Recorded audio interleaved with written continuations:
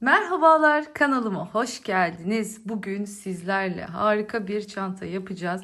Gerçekten hiçbir yerde olmayan bu güzel modeli sizler için hazırladım. Yine Aryalara tasarım farkıyla harika bir çanta öreceğiz.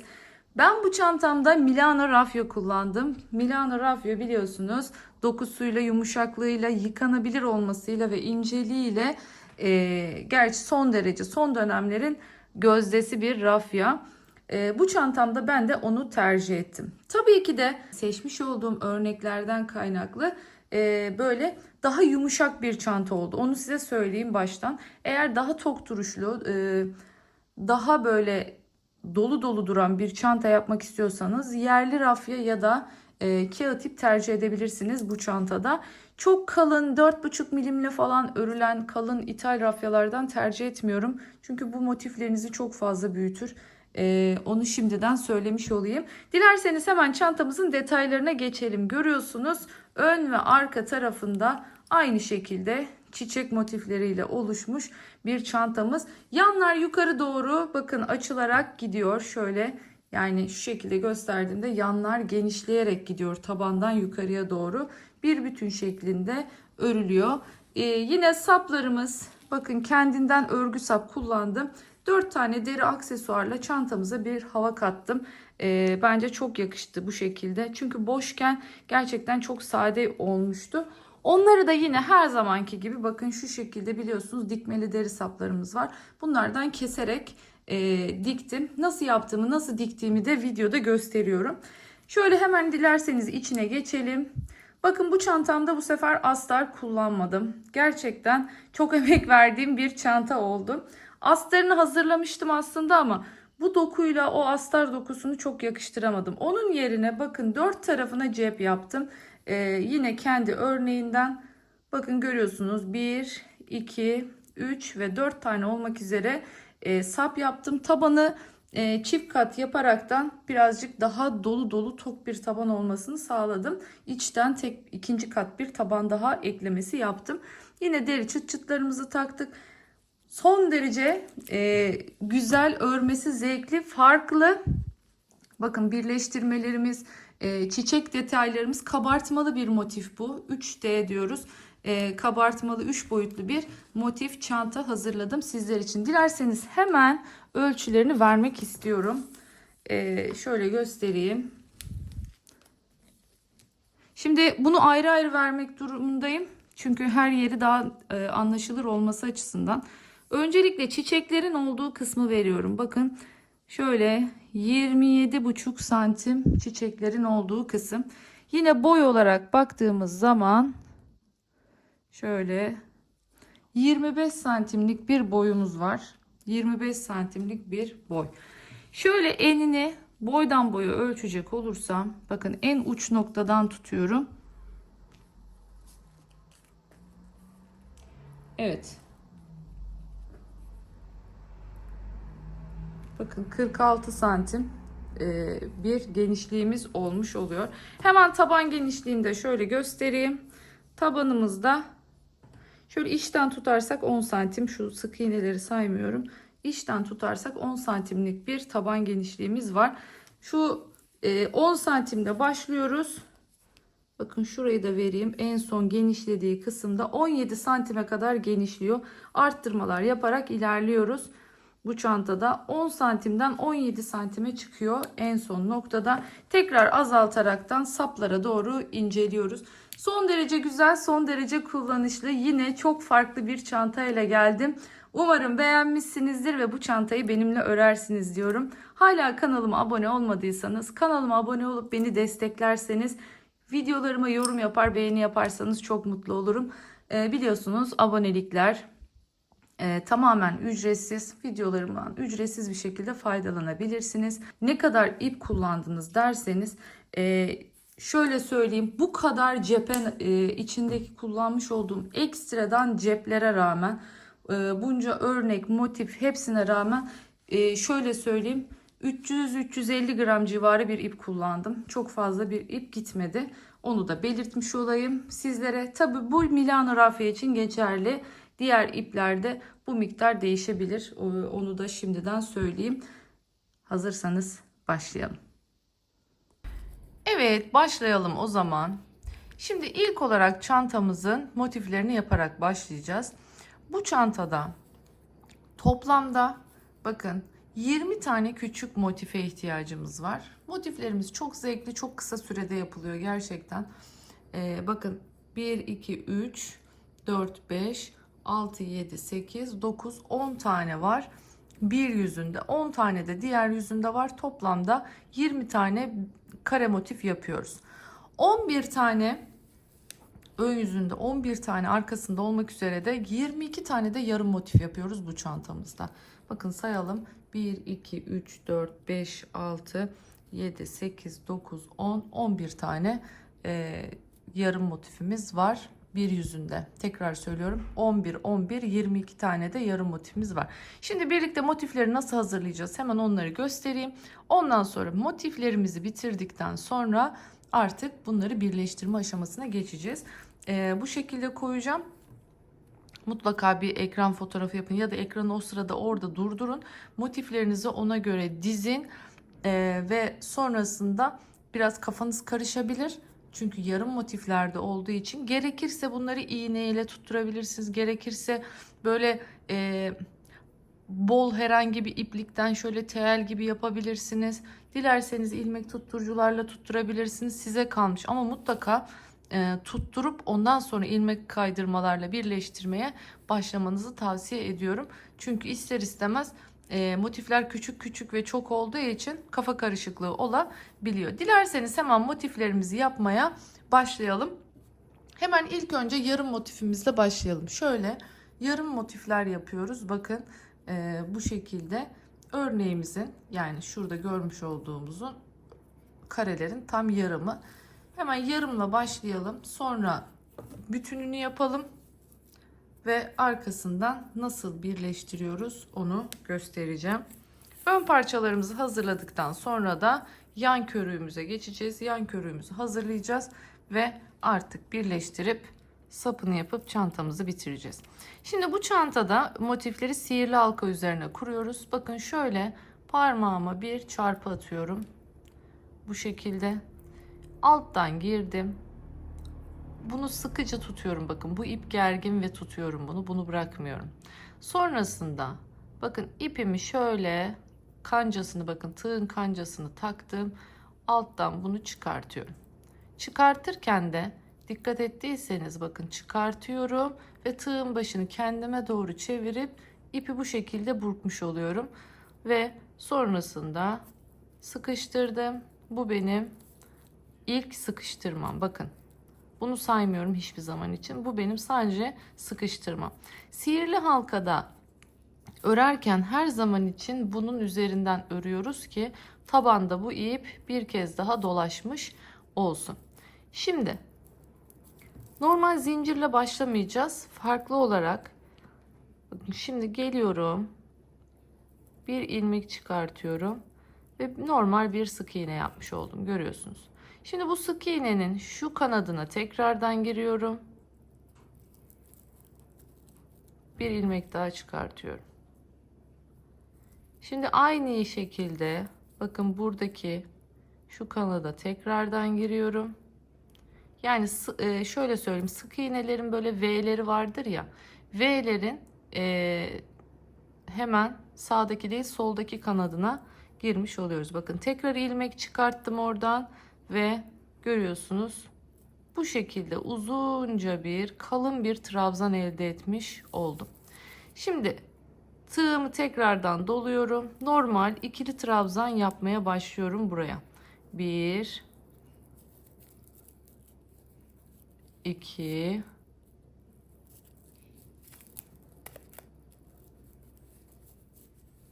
3 4 5 6 7 8 9 10. Şimdi 10 tane yaptım. Bir de başlangıçta yaptığım vardı. Bakın bu 1, 2, 3, 4, 5, 6, 7, 8, 9, 10, 11. Toplam 11 tane oldu. Şimdi ipimi sıkıştırıyorum. Yani başlangıçta yaptığım şu trabzanla birlikte 11 tane trabzanım olmuş oluyor. Güzelce sıkıştırıyorum, kapatıyorum. Bakın şu şekilde. Şimdi yukarıya dönüyoruz. Bakın şu şekilde, böyle dönmüyorum. Şöyle dönüyorum ki ipim arkada kalsın. İlk trabzanın bakın tepesine giriyorum. Yine bir ilmek çıkartıyorum. Bakın.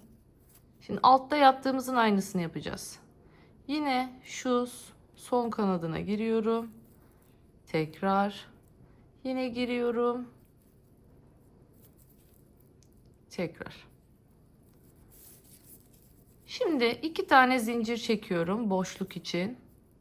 İpim tığımda, bakın ipimi doladım. Bir boşluk bırakıyorum. İkincisine giriyorum ve buraya ikili trabzan yapıyorum. Kaç tane? 5 tane. Aynı deliğin içine 5 tane ikili trabzan yapıyorum. Şimdi yarım motifteki fark ne? Git gel şeklinde örüyoruz. Yani normal, şöyle göstereyim. Bu tarz motiflerde ne yapıyoruz? Böyle hep dönerek ördüğümüz için hep yüzünden olmuş oluyor. Ama burada yarım motifte git gel şeklinde örüyoruz. O yüzden burası, bakın şurası yüzü. Şu an tersteyiz. Terste olduğumuz için biz şuradaki fıstıklarımızın yüzünden gözükmesi lazım. O yüzden fıstığı şöyle içe doğru kıvırmayacağız. Şöyle dışa doğru kıvıracağız ki çevirdiğimizde fıstıklarımız şu şekilde görünmüş olsun. Şimdi 5 tane trabzanımı yaptım. İpimi çıkarttım. İlk trabzanın tepesinden şu şekilde giriyorum. Bakın arkadan öne doğru giriyorum.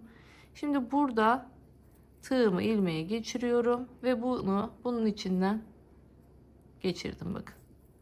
1, 2, 3 zincir çekiyorum. Tığımı doladım. Bir boşluk bırakıyorum. Yine yanındakine.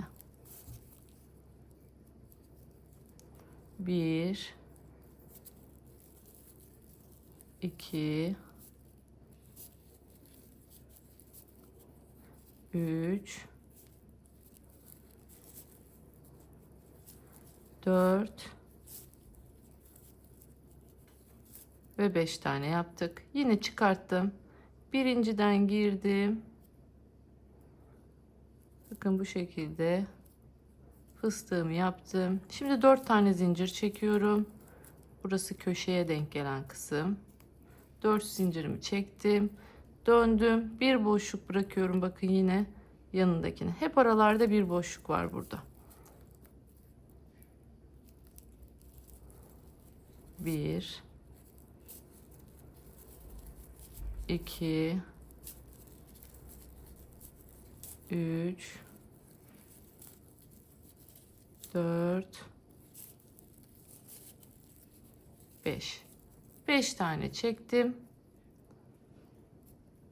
5 tane trabzanımı yaptım. Bakın yine ilkinden arkadan geldim. İlmeğe geçirip çektim ve bu şekilde fıstığımı oluşturmuş oldum. Yine 3 tane zincirimi çektim. İpimi doladım. Bir boşluk bırakıyorum. Yanındakine girdim. Tekrardan buraya fıstığımızı yapıyoruz.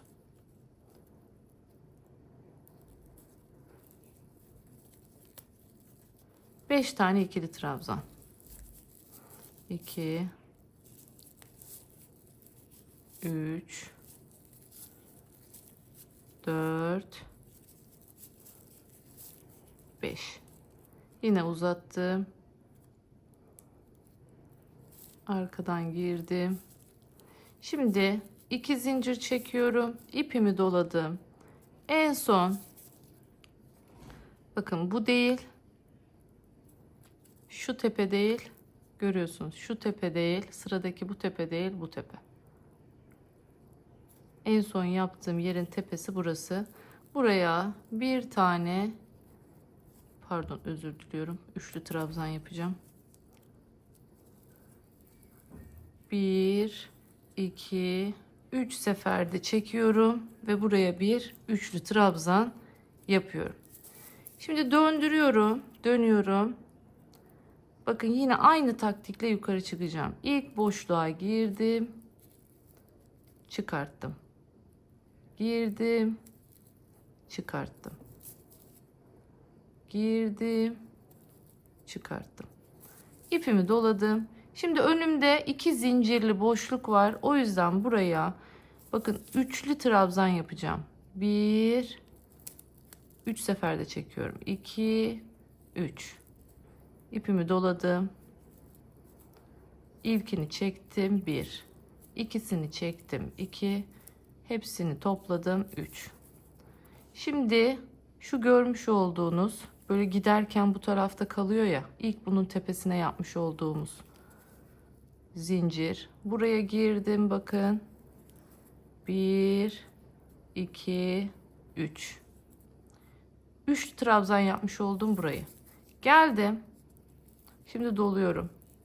1, 2. 2 seferde. Şu iki fıstığın arası ikili trabzan. 1, 2. 1, 2. Bakın 3 tane ikili trabzan yapıyorum sadece araya. Sonra ipimi tığıma doladım. Yine bunun tepesine geldim. 1, 2, 3. 3 seferde çektim. Şimdi boşluktayım. Başlıyorum. 1, 2, 3. Üçlü trabzan. 1, 2, 3. 3 seferde çekiyorum bakın hepsini. 1, 2, 3. Şimdi araya 3 zincir. Geldik. Şimdi devam ediyoruz. Aynı boşluğun içindeyiz. Köşeyi yapıyoruz şu anda. 3 seferde çekiyoruz.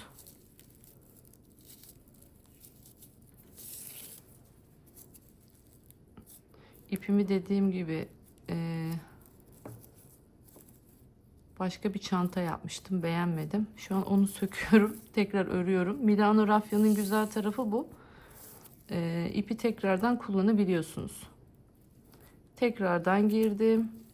1, 2, 3. Döndüm. Şimdi tepesindeyim. Bakın tepesini yapacağım. Giriyorum tepesine. 1, 2, 3. Geldim boşluğa. 1, 2. 1, 2. Bakın burası 2 seferde. 1, 2. 3 tane ikili trabzanım var. Tekrar geldim fıstığın tepesindeyim. Girdim buraya. 1, 2, 3 seferde çekiyorum. Geldim. 1, 2, 3. 1, 2, 3. 2 zincir çekmiştim. Bakın oraya 2 tane üçlü trabzan yaptım. İpimi doladım. En son tepesine de 1, 2, 3 seferde çekiyorum ve motifimi bu şekilde tamamlamış oluyorum. Hemen şöyle bir zincir çekip sıkıştırayım. İpimi kestim. Evet. Bu kadar basit. Gerçekten çok kolay bir motif. Şunların 3 boyutlu ve kabartı olarak havada kalması çantamızın en önemli özelliği. Sakın kasma yaptı diye düşünmeyin. Amacımız bu zaten. Yani şu görmüş olduğumuz çiçek kısmın havada olması gerekiyor. Diğer kısımların aşağıda olması gerekiyor. 3 boyutlu bir motif yapıyoruz bu şekilde. Bunlar da yarım motiflerimiz. Şimdi dilerseniz hemen motifin tamamı nasıl yapılıyor ona başlayalım. Evet, yine sihirli halkayla başlıyoruz. Tekrar gösteriyorum bakın. Çarpıyı yaptım. İpimi sabitledim, tutuyorum buradan. Girdim alttan, çektim, çevirdim. Bakın vurdum, çıkarttım bu şekilde bir ilmek ve bunu bu şekilde sıkıştırdım. Şimdi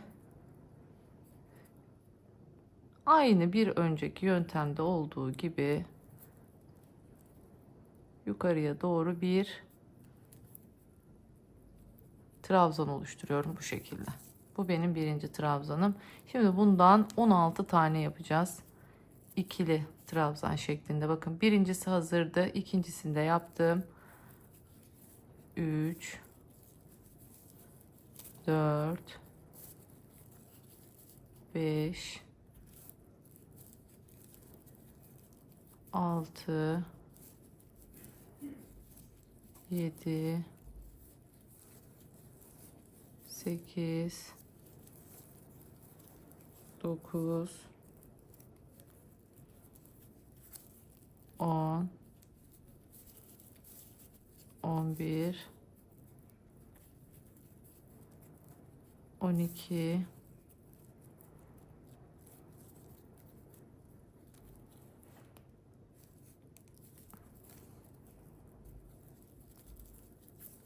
13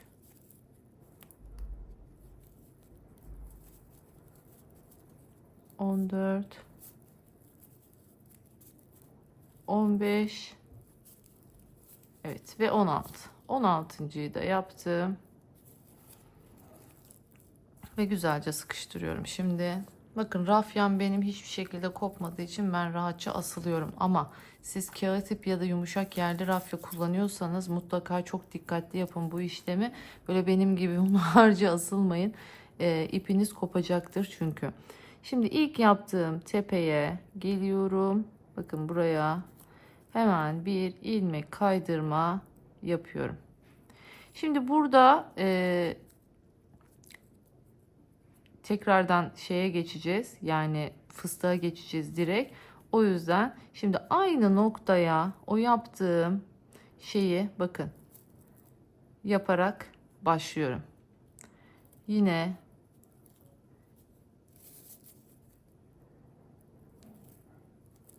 aynı şekilde bakın 2 2 2 çıktım yukarıya 3 seferde. Bu benim birinci trabzanım olmuş oluyor. Aynı yere giriyorum. İkili trabzan yapıyorum. 5 tane olacaktı hatırlarsanız. Şimdi ikisini yapmış olduk. Bu üçüncü, bu dördüncü ve bu da beşinci. Evet. Şimdi ilk yapmış olduğumuz tepe burası. Bakın. Yarımı yaparken arkadan girmiştik. Şimdi bunları böyle önde kalmasını istediğim için önden giriyorum. Tepesine girdim. İpimi geçirdim. Ve şimdi içinden geçiriyorum ve fıstığımın öne doğru olmasını sağlıyorum. Şimdi 1, 2, 3 zincir çekiyorum. Bir boşluk bırakıyorum. Hemen yanındakine tekrardan 5 tane ikili trabzan. Bu sıra fıstık sırası. Sadece fıstıkların arasındaki zincir sayıları değişiyor. Evet, 5 taneyi yaptık. Bakın ilki bu. Bu şekilde arkadan girmiyorum. Bu şekilde önden giriyorum. Buradan da girdim. Bunu bunun içinden geçirdim. Bu şekilde fıstığımı oluşturdum. Şimdi 1, 2, 3, 4 zincir çekiyorum. Tekrardan bir boşluk bırakıyorum. Diğer yan tarafa. Şimdi tekrar 5 tane fıstık. Fıstık için 5 tane ikili trabzan yapıyorum burada. 3 4 evet 5 tekrardan önden girdim, ilmeği geçirdim, bu ilmeği bunun içinden geçiriyorum, fıstığım oluştu. Şimdi 3 zincirdeyim. Bakın 3 4 3 4 şeklinde gideceğiz. Bu şekilde hep bir boşluk bırakıyoruz. Yanındakine içine 5 tane trabzan yapıyoruz fıstıklarımız için.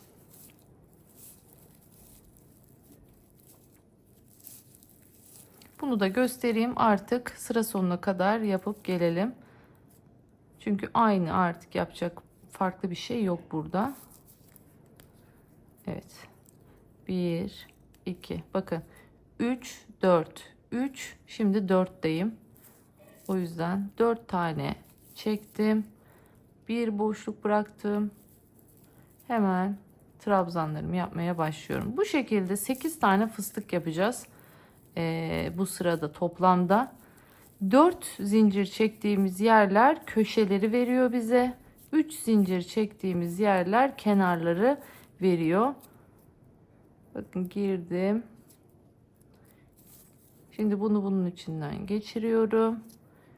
En son 4 zincir çekmiştim. O zaman 3 zincir çekiyorum ve hemen bir boşluk bırakıp devam ediyorum.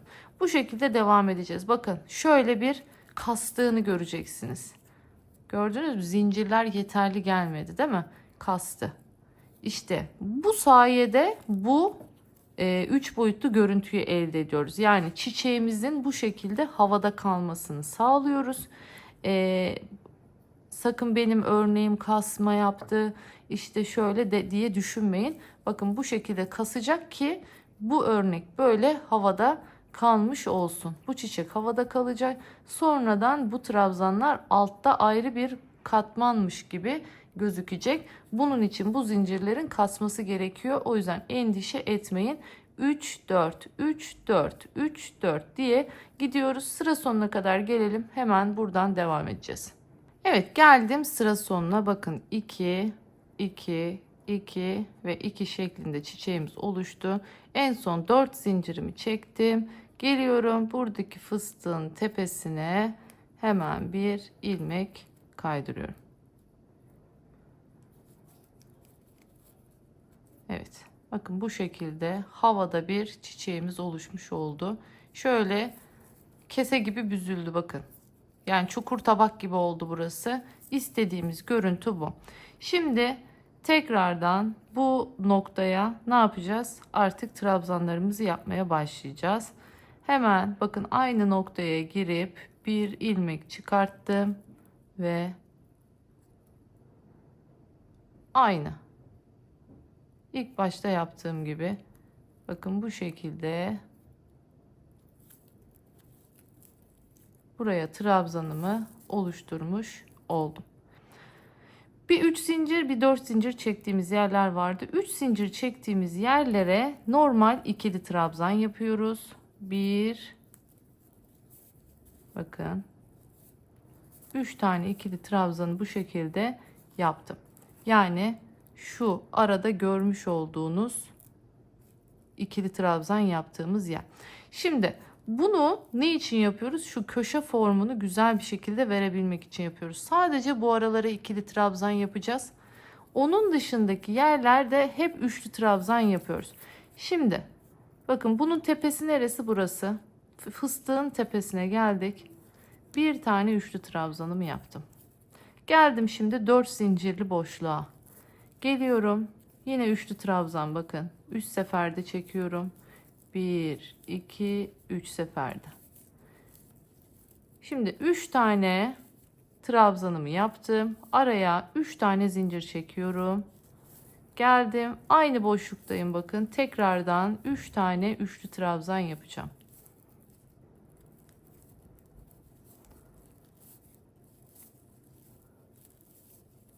Evet. Bu şekilde. Şimdi neredeyiz? Bakın fıstığın tepesindeyiz. Bir tane fıstığın tepesine üçlü trabzan. Şimdi orta boşluktayız. Buraya ikili trabzan yapıyoruz. 1 2 3 tane. 1 2 seferde çekiyorum bakın. Sonra tepesine geldim fıstığın. 1 2 üçlü trabzan. Bakın köşedeyiz şimdi. 4 zincir çektiğimiz yerdeyiz. O zaman başlıyorum şimdi. 1 2 3 seferde çekiyorum. 3 tane üçlü trabzan yapacağım. 1 2 3 tane zincir çektim araya. Aynı boşluğun içinde devam ediyorum. Böylelikle tam olarak köşemizi oluşturmuş oluyoruz artık.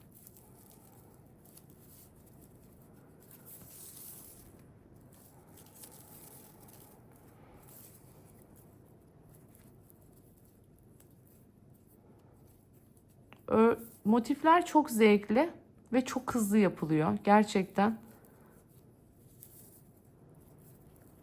Evet, şimdi bakın kenardayım, o yüzden ikili trabzan. 3 sırada bitiriyorsunuz motifi, o yüzden Çok zevkli, çok basit bir şekilde bitiyor. Bakın tepelerine, fıstık tepelerine geldiğimde üçlü trabzan yapıyorum. Yine köşeye geldim. Bakın üçlü trabzanla devam ediyorum.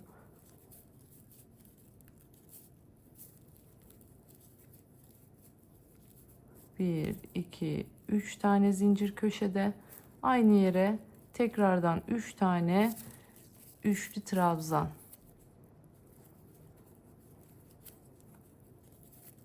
Motiflerimiz zaten küçük.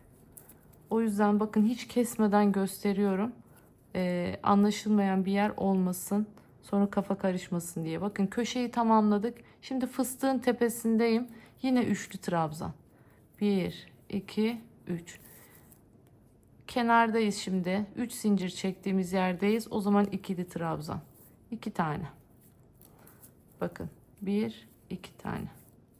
Yani hep 2 seferde çekiyoruz. Bakın 3 taneyi yaptım buraya. Doladım. Yine fıstığın tepesindeyim. 3 seferde çekiyorum. Artık son köşeye geldik bakın. 1, 2, 3. 3 seferde çekiyorum. 1, 2, 3. 1, 2, 3. 1, 2, 3 tane ortaya zincir. Geldik. 1, 2, dolandık. Bir daha.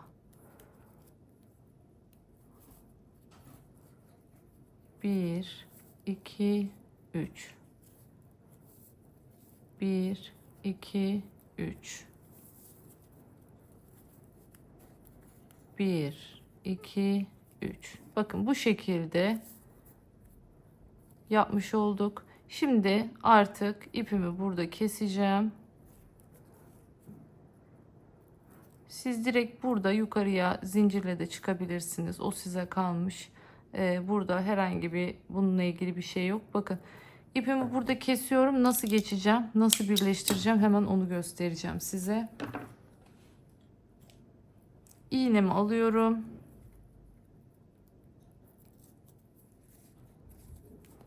Şu görmüş olduğunuz ilk değil, ikincisinin tepesine giriyorum.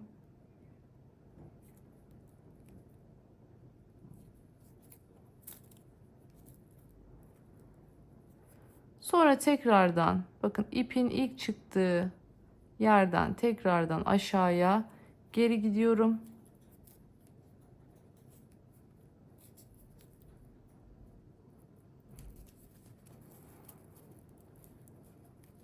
Böylelikle bakın bu bunun tepesi olmuş oldu. Şimdi ben elimde ince bir rafya olduğu için bu şu ilk başladıklarımı gösterdiğim o ikili ikili yöntemle yaptım ama eğer sizin ipiniz kalınsa ve bu görüntüsü dikkat çekici ise, sizi rahatsız ediyorsa siz normal bildiğiniz klasik yöntemlerle de çıkabilirsiniz. Bakın ipimi şu şekilde trabzanların arasından gizliyorum. Şöyle kasma olmasın. Düzeltiyorum bir.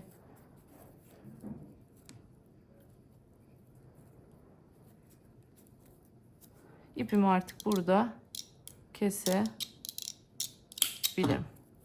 Aynı şekilde şimdi şu göbeği nasıl gizliyoruz? Göbekteki ipimizi de şimdi tekrardan şöyle biraz daha dolaşsın istiyorum. Aslında bir tur içinden dolaştı ama biraz daha dolaştıralım. Şöyle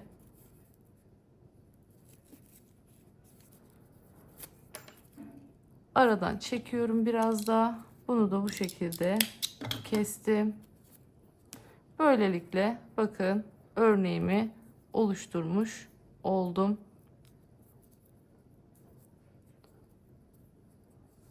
Evet. Şimdi dilerseniz artık motiflerimizi dizelim, işaretlerimizi koyalım, birleştirmelerimizi yapmaya başlayalım. Artık diğer önümüz hazır. Arkamızı da yaptık mı işimiz bundan sonra çok kolay olacak.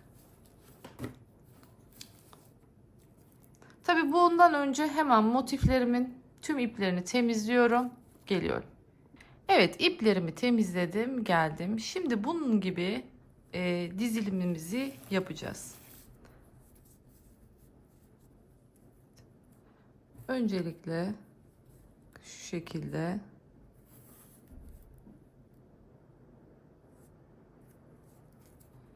yarım motiflerimizi diziyoruz.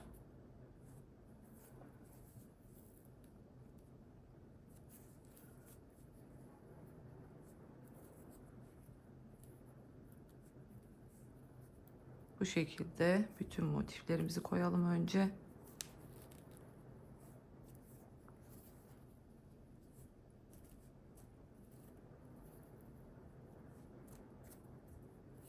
Evet, bütün motiflerimiz bu şekilde. Sonrasında bunların aralarına yarım motiflerimizi tamamlıyoruz. Pardon, bir iki tane daha varmış.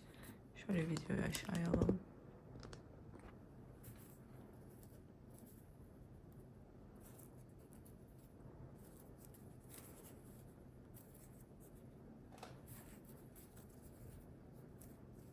Evet. Şimdi bu şekilde görüyorsunuz. Dizdik. Şöyle daha iyi.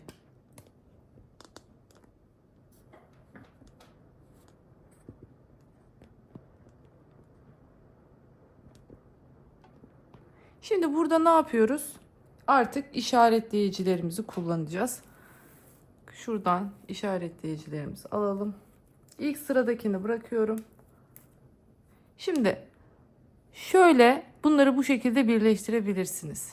Dilerseniz normal bir iğne iplik geçirip böyle görünecek renkli bir ip yapmanızı tavsiye ederim.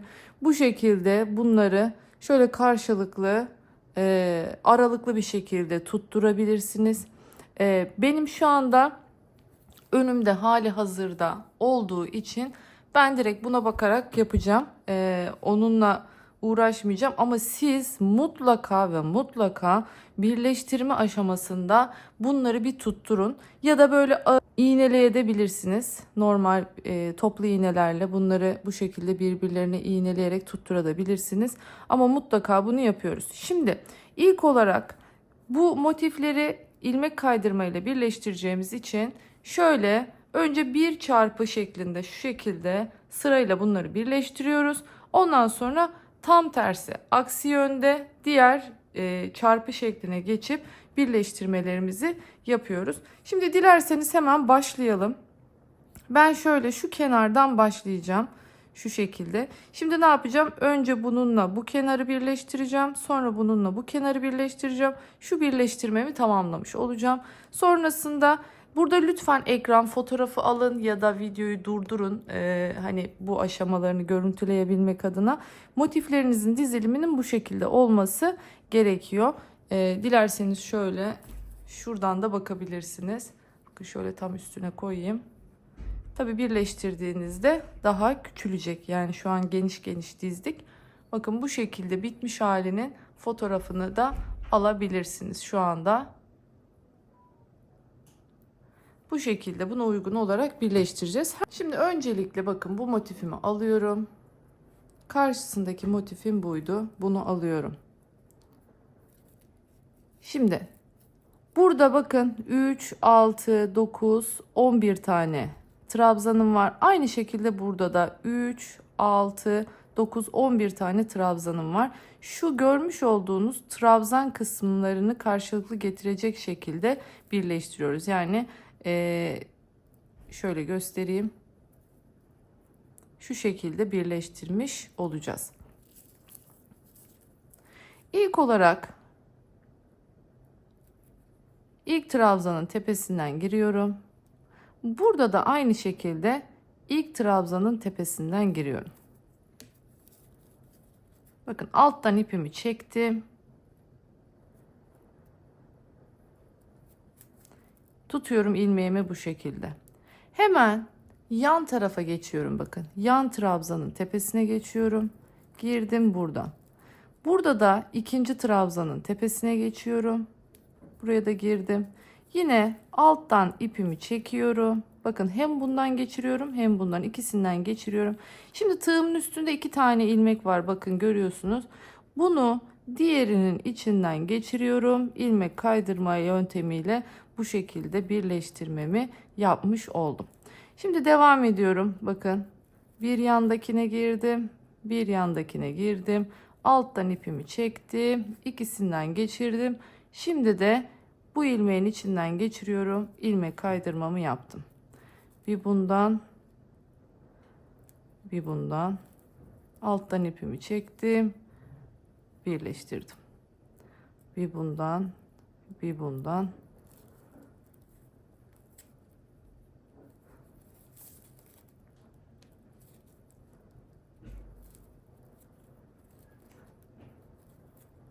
Bir buradan, bir buradan. Bir buradan, bir buradan.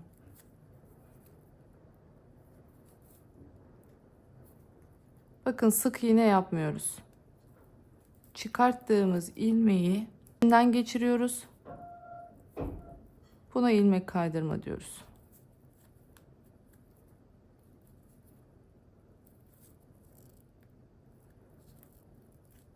Evet. Şimdi bakın trabzanlarımız bitti. Trabzanları bu şekilde eklemiş olduk. Şimdi ne yapıyoruz? Hemen yan tarafta 2 tane zincirimizi de ekleyeceğiz. Biliyorsunuz ortada 3 zincir vardı. Bunun ikisini ekliyorum şimdi. Bu bir. Geldim. Bu da ikinci. Evet. Burayı tamamen bitirmiş olduk. Şimdi bir zincir çekiyorum burada. Hemen bakın yeri neresiydi? Burasıydı. Şimdi şu iki motifi alıyorum elime. Buraya geçiyorum.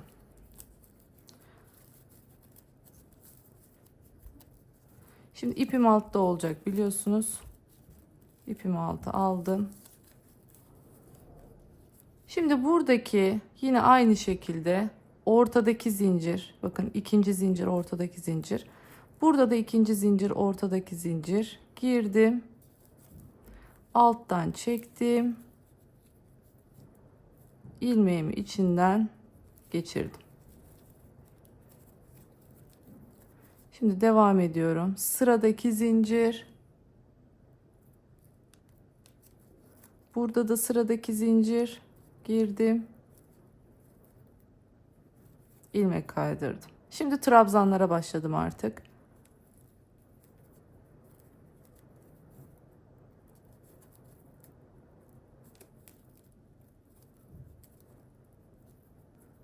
Bakın artık son 2'deyiz.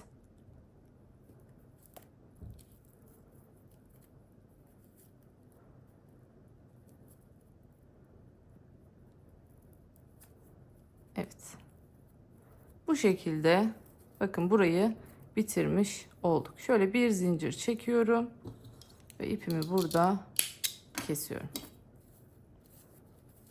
Şimdi koyuyorum hemen yerine. Bakın şöyle koydum yerine. Artık neredeyiz? Sırada şu çarpıdayız bakın. Bu çarpı için şimdi başlıyorum. Anlaşıldı diye düşünüyorum. Birleştirme kısmı bakın. Şimdi şu ikisindeyim. Şuradan başlayacağım. Önce bu ikisini elime alıyorum.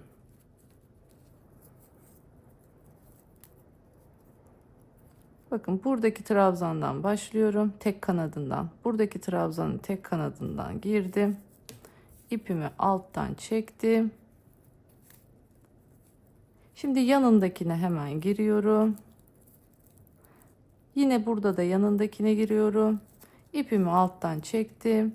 Şimdi bu ilmeği bunun içinden geçirip görüyorsunuz ilk ilmek kaydırmamı yapıyorum. Böyle devam edeceğim. Aralarda bir zincir çekmeyi unutmayın. Yani bu motifi bitirdik. Diğer motife geçerken hemen ne yapıyoruz? Bir zincir çekiyoruz. Şimdi ben bunu bitirince tekrar onu göstereceğim. Şimdi zincire geçtik. Birinci zincir, ikinci zincir,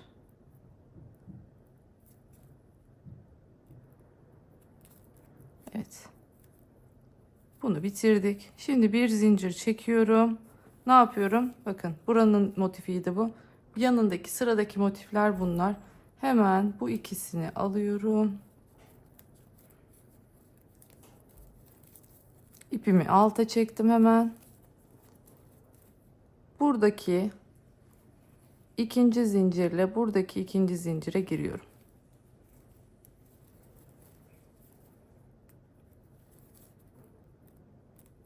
Buradaki birinci zincir.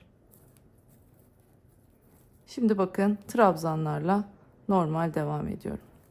Bu şekilde anlaşıldı diye düşünüyorum. Dediğim gibi ucuca ekleyerek gideceğiz. Her yaptığımızda yatıralım. Motifi yerine koyalım. Sıradaki kısma geçelim. Bakın şu şekilde tekrar koyuyorum hemen yerine. Evet. Bakın gidiyoruz, ilerliyoruz. Şimdi burayı bitireceğim, burayı bitireceğim, burayı bitireceğim. Son yeri birleştireceğim. Ondan sonra artık karşı çapraza geçeceğiz. O zaman işimiz daha kolay olacak. Çünkü motifleri artık yerleri belli olmuş olacak tam olarak. Hemen ben bu tarafı bitirip geliyorum. Evet, gördüğünüz gibi bakın 1, 2, 3, 4 ve 5 sıra şeklinde birleştirmemizi yaptık. Şimdi artık diğer çapraza döneceğiz biliyorsunuz. En son şu köşedeki şu küçük birleştirmeyi de yaptıktan sonra ipimi kesmiyorum. Şimdi buradan döneceğim, bu tarafa doğru geleceğim. Şöyle nasıl yoluma devam edeceğim onu göstereyim. Biliyorsunuz eklememiz trabzandan başlıyor burada. O yüzden şu son üçüncü zincire de bakın şöyle ilmek kaydırmayla gidiyorum ve ilk trabzana, bir de buradaki ilk trabzana giriyorum.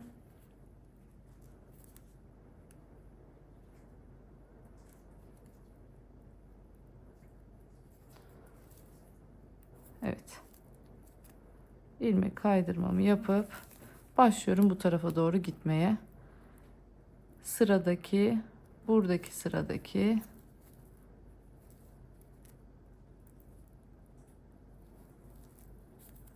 aynı işlemi tekrarlayacağız. Hiçbir fark yok. Sadece bu sefer şu aralarımız var. Bakın buraları nasıl atlayacağız şimdi onu göstereceğim sizlere.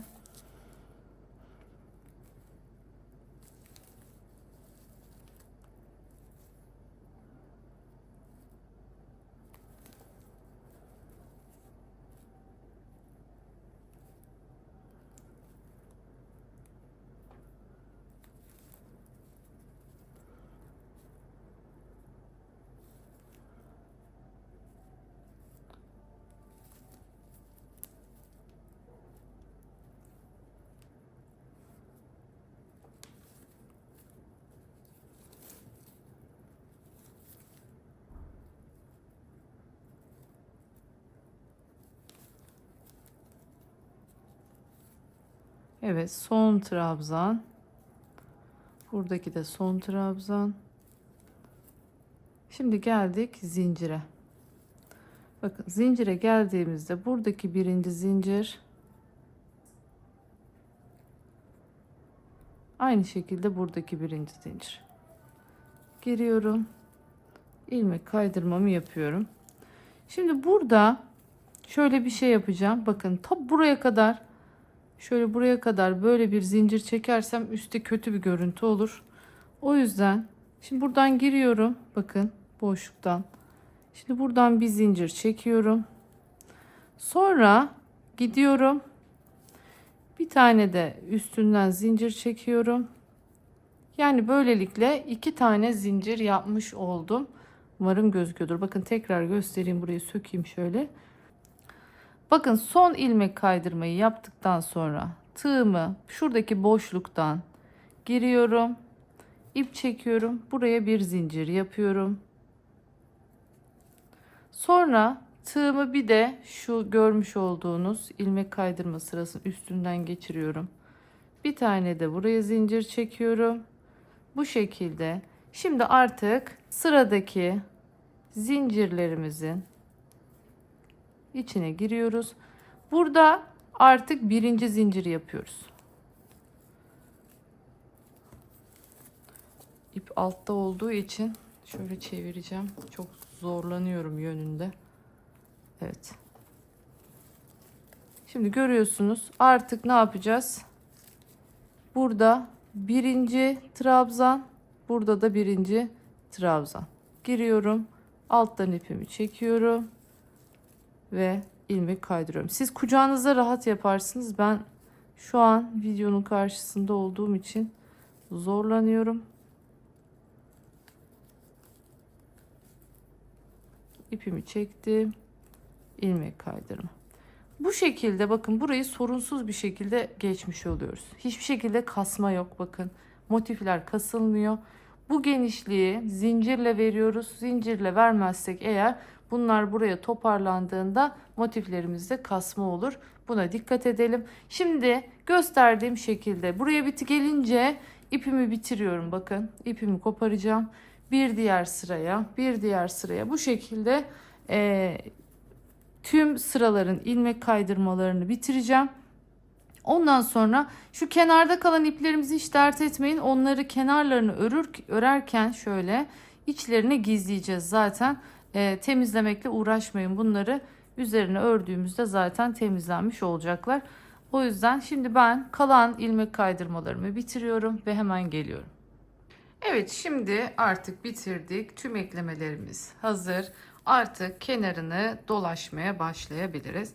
Şöyle dilerseniz alt köşeden başlayalım. Şimdi ilk şu görmüş olduğunuz şöyle göstereyim. Şuradan başlayalım.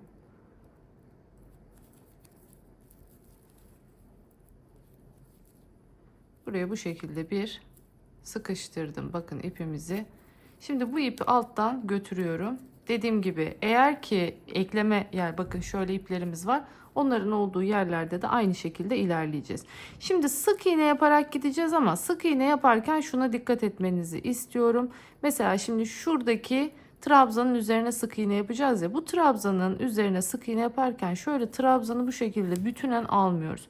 Araya delik oluşsun istemiyoruz. O yüzden bu trabzanların biliyorsunuz şöyle bakın şöyle tek kanatlarını alarak gideceğiz şu şekilde. Şu dip kısımda bulduğum herhangi bir yere giriyorum. Bakın bir tane göbeğe battım. Bir trabzan için şimdi 3 tane sık iğne yapacağım. Şimdi bu birinci. Şöyle ipim içinden yürütüyorum. Şu ikinci olsun. Şu da üçüncü. Şimdi geldik, önümüzde yeni bir trabzan var. Bunun içinde bir, iki ve 3 tane yaptık. Şimdi devam ediyorum. Önümüzde yeni bir trabzan var. 3 tane de bunun için yapacağız. Şöyle batabileceğim. Burada gerçekten nereye battığınızın aslında hiçbir önemi yok. Önemli olan dengeli bir şekilde doğru sayılarla dediğim gibi şöyle tek kanat alaraktan çok fazla böyle kalın tamamını birden almadan şöyle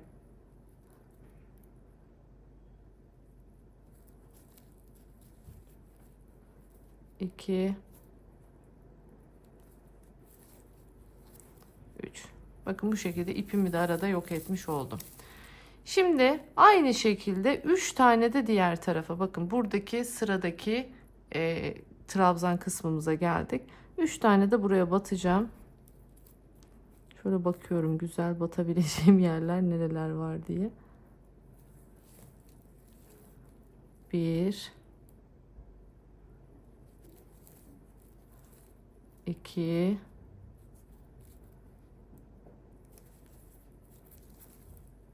Şöyle 3 tane buraya battım. Devam ediyorum. Şimdi sıradaki üçlü trabzanımızdayız. 1 2 3. Evet. Bakın bu şekilde ilerliyoruz. Şimdi artık geldik bakın çukur noktasına. Burada ne yapacağız? Bu kısmı yelpaze ile dolduracağız. İpimi doladım. Şimdi şu görmüş olduğunuz ortadaki zincire giriyorum ve başlıyorum. 1 2 3 seferde çekiyorum. Girdim aynı yere. 1 2 3. 1 2 3. Bakın bu şekilde bu ara boşluğu şimdi dolduracağız. Şimdi bakın burada ipim varmış, unuttum. Artık onu sonra gizleyeceğim.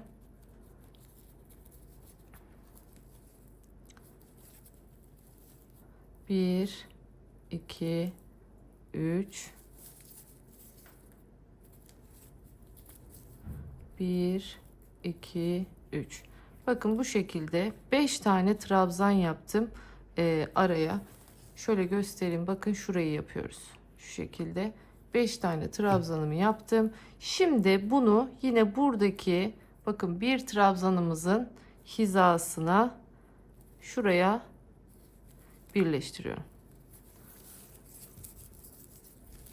Şimdi yine sık iğnelerimle devam ediyorum.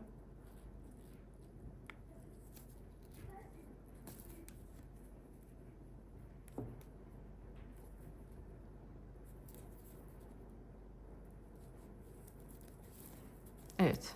Bakın 3 tane sık iğnemi yapmış oldum. Buradaki trabzan için. Şimdi buradaki trabzana geçiyorum. Yine 3 tane sık iğne yapacağım.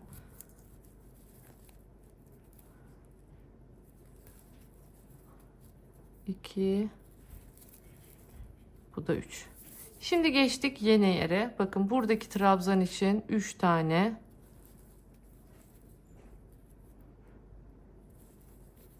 Bu yöntemle gittiğiniz zaman hiç karıştırmazsınız. Yine buradaki trabzan için 3 tane.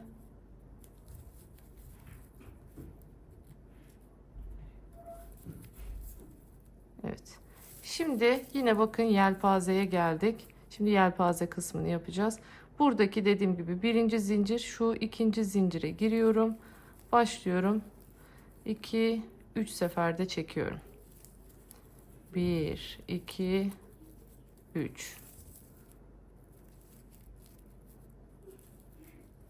1 2 3. Yine girdim. 1 2 3.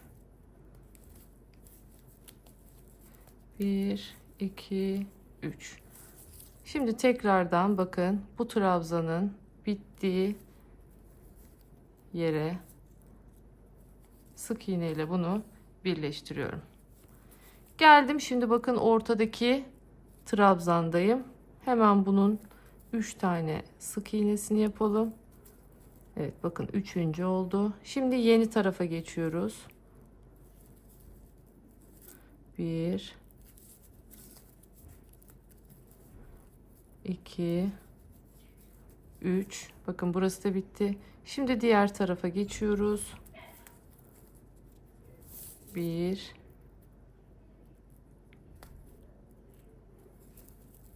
2 3. Şimdi geldik son trabzan bölümüne.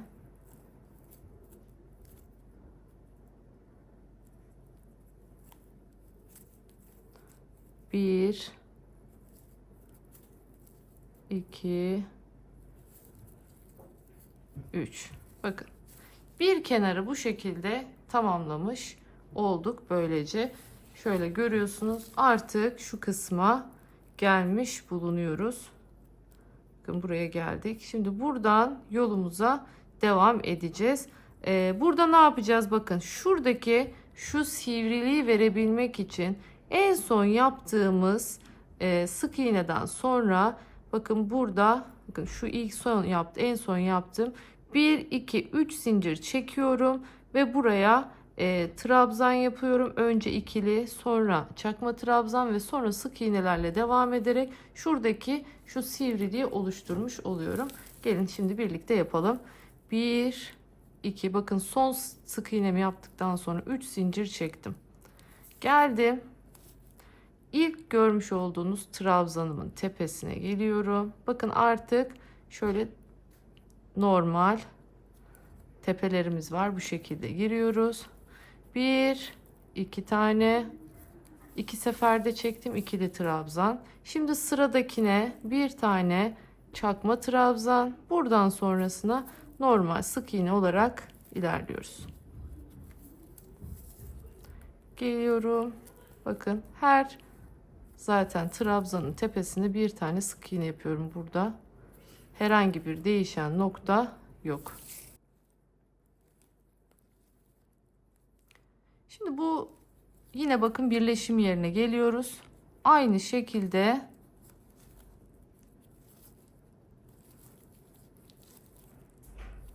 burada da bir, bakın şöyle göstereyim. Şuradaki gibi yelpaze yapmayacağız. Bu sefer burada normal bir şekilde devam edeceğiz. Yani şu birleşim yerinde. Yelpazeyi bakın şu ortada yapacağız. Şimdi yoluma bakın aynen devam ediyorum. Sıradaki zincirin tepesine geldim. Şimdi buraya geçiyorum. Şöyle girelim.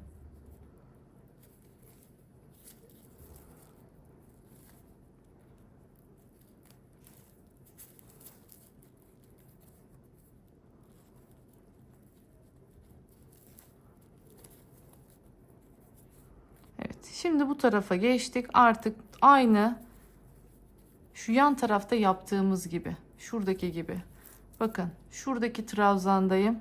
3 tane yapacağım üzerine. Bakın dikkat ettiyseniz hiç kesmeden anlatıyorum. Çünkü biliyorum ki en çok böyle bu tarz yerlerde zorlanıyorsunuz.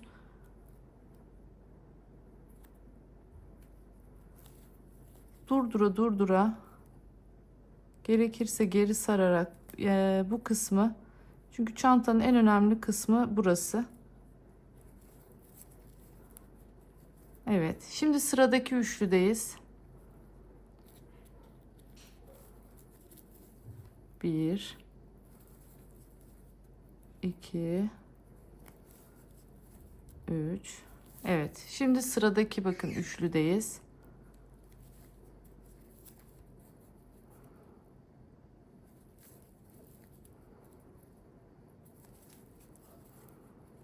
Şimdi sıradaki üçlüdeyiz.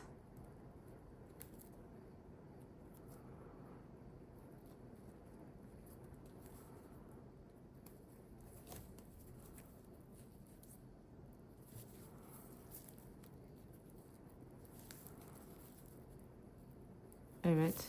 Şimdi sıradaki bakın üçlüdeyiz.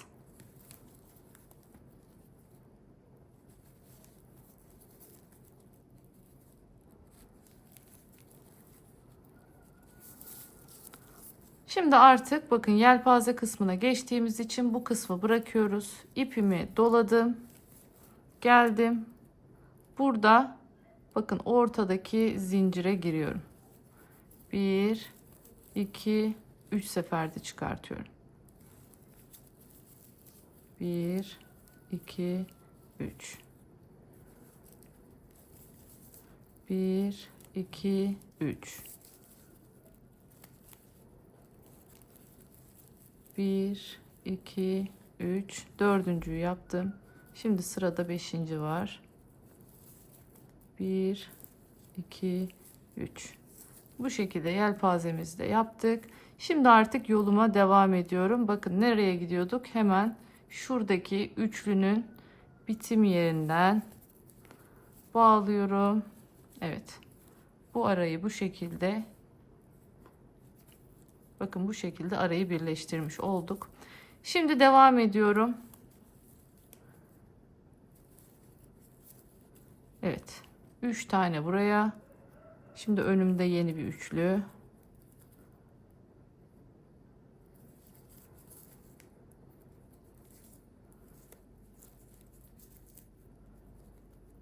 Geçtik yan tarafa. Şimdi şu köşeyi artık dönene kadar kesmeden göstereceğim. Zaten diğer tarafları birebir aynı olduğu için o kısmı siz tamamlayacaksınız. Bu kısmı zaten bitirdik mi artık zoru atlatmış olacağız. Buradan sonrası çok kolay.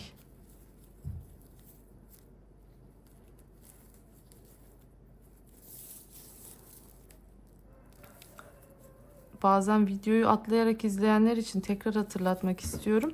İpim şu an sökme ip.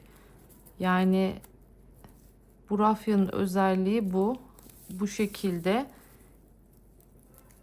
Yani sıkıldığınız bir modelden yeniden söküp başka bir çanta yapabilirsiniz. Ya da bu şekilde yaptığınız bir şeyi olmadı, yapamadınız mesela ya da beğenmediniz, istediğiniz gibi olmadı. Söküp bu ipi tekrar kullanabiliyorsunuz. Biliyorsunuz diğer rafyalarda ya da diğer kağıt iplerde böyle bir şansımız olmuyor. Bu ipin güzel tarafı bu. İstediğiniz gibi bakın devam ediyorum bir taraftan. Önümdeki sıradan. Ben bir model çalışıyordum. Çok büyükçe de bir çanta yapmıştım. O çantayı hoşuma gitmedi. O yüzden sizlerle zaten paylaşmadım.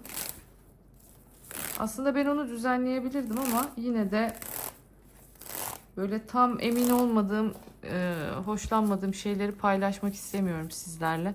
O yüzden şu an bir yandan o ipi söküyorum. Bir yandan da işte bu çantayı örüyorum. İpte herhangi bir şekilde kopma olmuyor. Sökerken de olsun. Zaten bu ipi kopartamıyorsunuz gerçekten. O anlamda çok dirençli bir ip. Yani 3 yıl kullandığınız bir çantadan sıkıldınız, söküp tekrardan başka bir şey örebilirsiniz. Öyle bir iple çalışıyoruz şu anda. Evet, şimdi geldik bakın artık şu görmüş olduğunuz köşeye. Şimdi ne yapıyoruz? Burada şimdi diğerinde buradan çıktığımız için bu 3 taneyi çekmek zorundaydık. Şu trabzanların hizasına getirmek için. Ama burada başka bir şekilde gidiyoruz. Bakın en son trabzanın üzerine de şu dönüşü yapıp sonra yanından devam ediyoruz. Yani en son trabzanın tepesi de şu olmuş oluyor. Bakın ördüm. Şimdi buraya bir tane daha ördüm.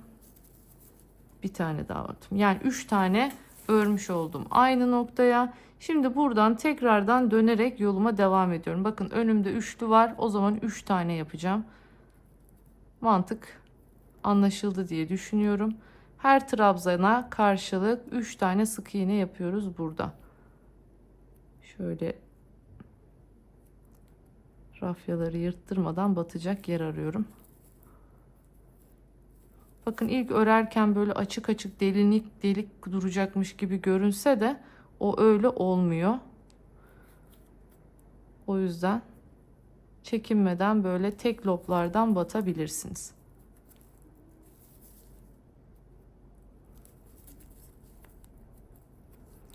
Bu öyle bir çanta ki her iple güzel oluyor. Yani dilerseniz kağıt iple örebilirsiniz. Dilerseniz makromelerle örebilirsiniz. Koton olsun, normal polyester olsun. Her şeye yakışacak bir model. Dilediğiniz gibi gönül rahatlığıyla örebilirsiniz. Tek dikkat edeceğiniz şey şu: iplerinizin kalınlıkları. Yani tutup da 3 milimetrelik bir makrome ile öremezsiniz bu çantayı. Ölçüyü tutturamazsınız. Eğer ki normal 1-1,5 milimetrelik ipler kullanırsanız sıkıntı yaşamazsınız. Bakın bu şekilde buradaki dönüşü de sağlamış olduk. Şimdi artık aynı dediğim gibi çukurlara yelpaze, diğer yerleri dümdüz dolaşıyorsunuz. Geliyorsunuz başlangıçta ilk başladığımız yere kadar örüyorum, geliyorum. Evet, şimdi artık taban ve yan hatlarını örmeye başlıyoruz. İlk olarak toplamda 26 tane zincir çekeceğiz.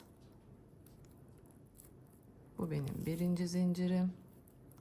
2, 3, 4, 5, 6, 7, 8, 9, 10, 11, 12,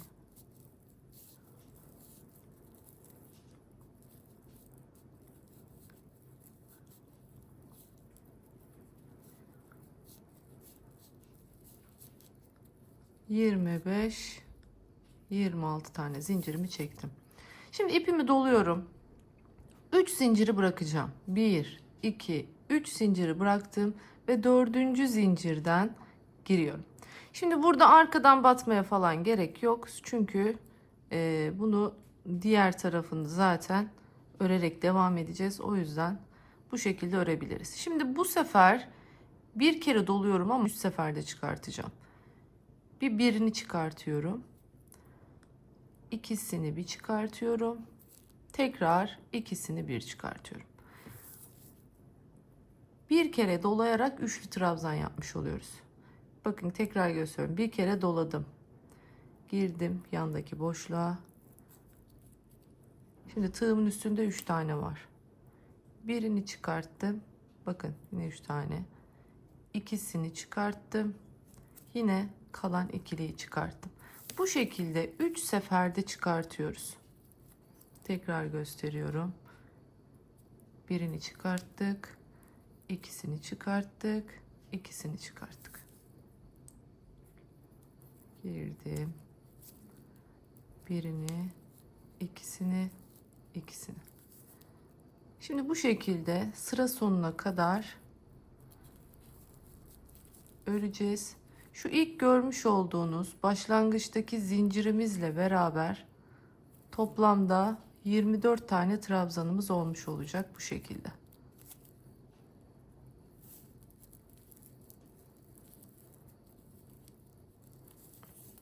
Evet, son 2.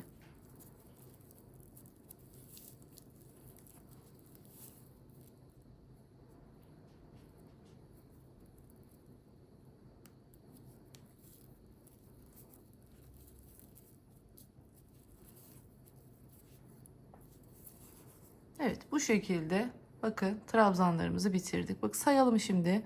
İlkini de sayıyorum. 3, 6, 9, 12, 15, 18, 21 ve 24. Tam istediğim gibi 24 tane trabzanım oldu. Şimdi burası çok önemli. Buraya dikkat edelim. Döndüm. Bakın şimdi. İp arkada. Şöyle bakın. Şöyle çeviriyorum. İp arkada kalıyor. Şimdi ilk görmüş olduğunuz şu trabzanın ilk trabzanın üzerindeki boşluğa giriyorum. Ve normal bakın buraya zincir almadım, dikkat edin. Normal sık iğne şeklinde yapıyorum. Sonrasında buraya tekrar giriyorum. Şu sondaki lobuna tekrar giriyorum. İlmek çıkartıyorum. Tekrar yukarı çıkıyorum. Bakın şu kanada tekrar giriyorum. Tekrar ilmek çıkartıyorum ve tekrar. İkili trabzan yaptığımda ben 2 kere yapıyorum bunu. Ama üçlü trabzan yaptığım için 3 seferde bakın aynı işlemi tekrar ettim ve yukarı çıktım. Şimdi bunun ne gibi bir faydası var bize? Bu çiftli bir şekilde olduğu için bu köşeyi çok güzel dümdüz duruyor ve aynı zamanda da biliyorsunuz eğer ben buraya zincir çekerek çıkmış olsaydım şuradaki şu delik boşluk bırakmam gerekecekti. Direkt buraya geçmem gerekecekti. O zaman da burada bir boşluk oluşuyor. Hoş gözükmüyor. Eğer aynı yere tekrar batarsam burada bir sürekli zincir çıkıntısı oluyor. Ve ne yazık ki trabzanlı bu tarz şeylerde çok geri dönüş alıyorum. Yanlışlıkla çok eksiltme arttırma yapanlar oluyor. Bu yöntemle hiçbir şekilde sıkıntı yok. Bakın kafamız karışmıyor çünkü bu deliği de doldurduk. Bunun üzerine dümdüz bir trabzan çıkmış olduk. Şimdi geliyorum tekrardan bakın. Normal yanındakine üçlü trabzanlarımı yapmaya devam ediyorum. Sistem hep bu şekilde gidiyor. Buradan sonra herhangi bir farklılık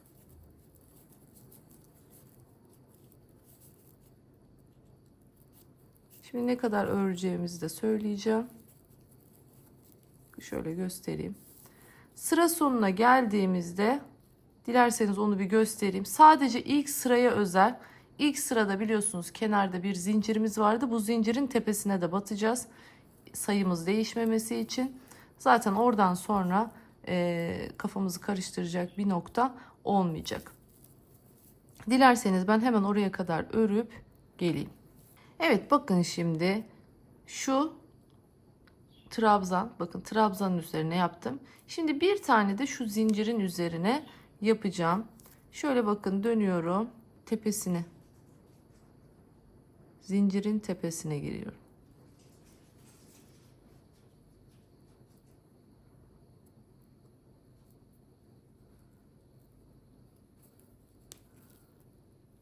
Evet, 1 2 ve 3 seferde çektim. Bakın, bu sadece dediğim gibi ilk sırada zincirimiz var. Buradan sonra zaten hep trabzan. Tekrar bakın, şöyle çevirdim. Geldim buraya. İlk yere girdim. İlmek çıkarttım. Sık iğnemi yaptım. Tekrar bakın, burada 2 tane kanat var. Bakın, şu sondaki kanada giriyorum. Bir daha ilmek çıkartıyorum. İkisini bir topladım. Bir daha girdim. Bir daha ilmek çıkarttım. Yine ikisini bir çıkarttım. Böylece yine bakın, buraya sıra başına aynı yapıyı oluşturmuş oldum. Şimdi yandaki yine devam ediyorum. Her trabzanın üzerine bir trabzan olacak şekilde. Şu yaptığımız şeyin aynı zamanda güzel tarafı, çok güzel bir tepesi var bunun. Bakın, görüyorsunuz, aynı V şeklinde bir tepesi var. Buraya rahatlıkla girebiliyorsunuz. Şurada göstereyim. Bakın, geldiniz. Şu trabzanı yaptınız. Artık en sondaki trabzanın da aynı diğerleri gibi bir tepesi var. Buradan rahatlıkla batıp üzerine trabzanınızı yapabiliyorsunuz. Dönüşler hep bu şekilde. Her döndüğünüz yerde şunu yapmış olacaksınız. Burayı yapmış olacaksınız. Bakın, hemen şöyle göstereyim. Son derece düzgün bir parça elde ediyorsunuz bu şekilde. Şimdi şurası benim taban kısmım. Hemen gösteriyorum. 1, 2, 3, 4, 5, 6, 7, 8, 9, 10, 11, 12, 13, 14, 15, 16, 17, 18, 19, 20, 21, 22 sıra örmüşüm ben. Santim olarak da söyleyeceğim. Şimdi burada nereyi baz alacağız? Hemen onu da söylemek istiyorum. Bakın, 28 santim olmuş benim tabanım. Şimdi siz nereyi baz alacaksınız? Şu görmüş olduğunuz birleştirdiğimiz, motifleri birleştirdiğimiz kısımda, bakın, şu hemen şuradaki şu oval köşemiz var ya, şuradan tutuyorsunuz, alıyorsunuz, bunu buradan bu köşeye getiriyorsunuz ve bakın, 28 santim buraya bu şekilde. Eğer 27 de yapabilirdim ama bu sefer birleştirirken çok kasma yapacak. O ne olsun istemediğim için 28.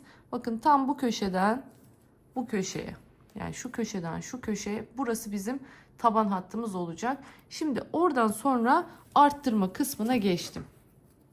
Bunu size göstermek için yapmıştım. Şimdi arttırma kısmında şöyle göstereyim.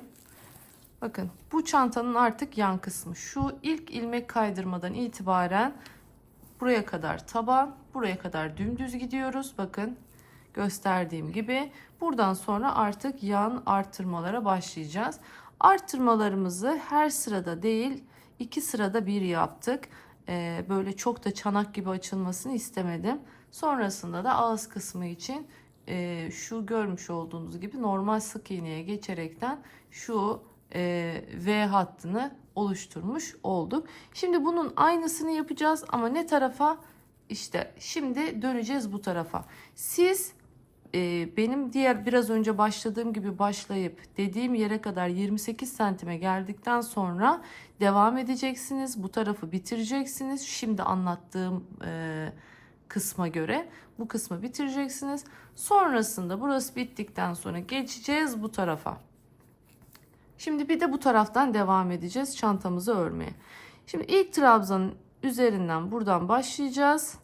Bu şekilde bakın tepeleri var zaten görüyorsunuz. Buralara girerekten ne yapacağız? Çantamızın diğer tarafını örmeye başlayacağız. O yüzden başlangıç zincirlerinizi gevşek tutmayın ki burada büyük delikler oluşmasın diyorum. Dilerseniz hemen yan hattını örmeye başlayalım.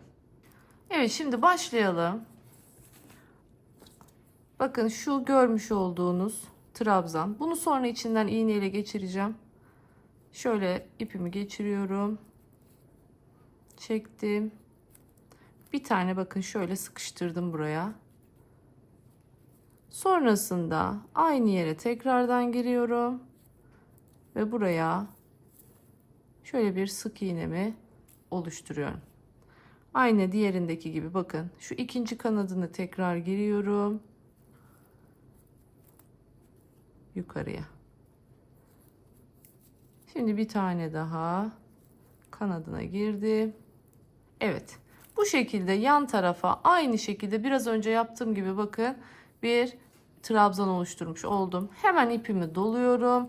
Aynı yere tekrar giriyorum. Burası benim ilk artırma yaptığım bölge. Arttırmalarımızı kenardan yapıyoruz. Ortasını dümdüz öreceğim. İpimi de içinden yürütüyorum burada. Yine 3 seferde çekiyoruz.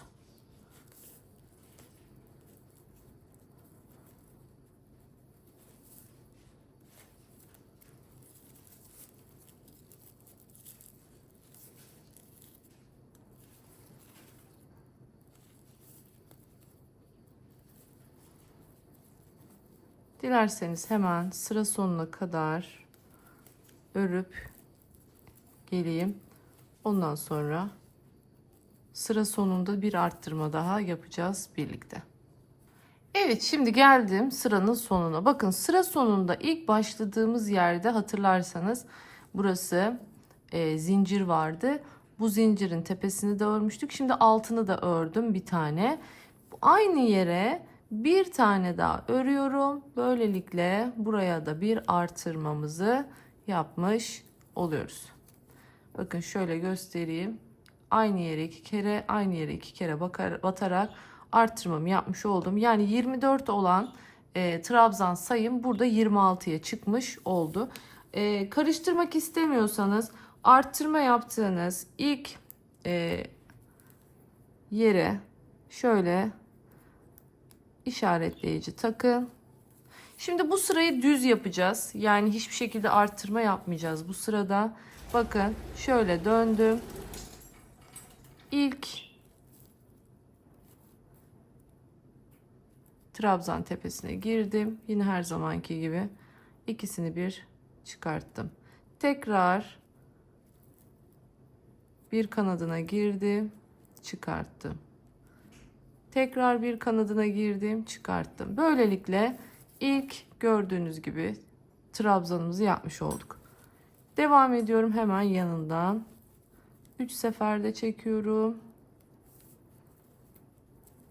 Şunu da söyleyeyim. Şu ilk yaptığınızda size çok büyük gelebilir ama şöyle düşünün. Şu tepe kısmı yan dönüyor. Yani daha sonra bunun buradaki tepesine battığımız için o kadar uzun olmuyor. Dengeleniyor. O konuda içiniz rahat olsun. Şimdi bu şekilde bu sırayı aynen dümdüz örüyorum. Tekrar buraya geliyorum. Artırma yaparak devam edeceğiz. Evet, şimdi geldik. Bakın bir sıra boş ördük. Şimdi tekrar dönüyoruz.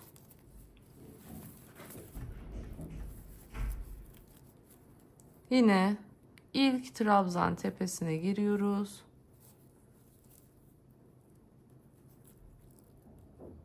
Tekrar girdim. Tekrar çıktım. Son kez bir daha girdim. Bir daha çıktım. Şimdi bu benim birinci trabzanımda. Aynı yere tekrar giriyorum. Böylelikle bir arttırma daha yapmış oluyorum.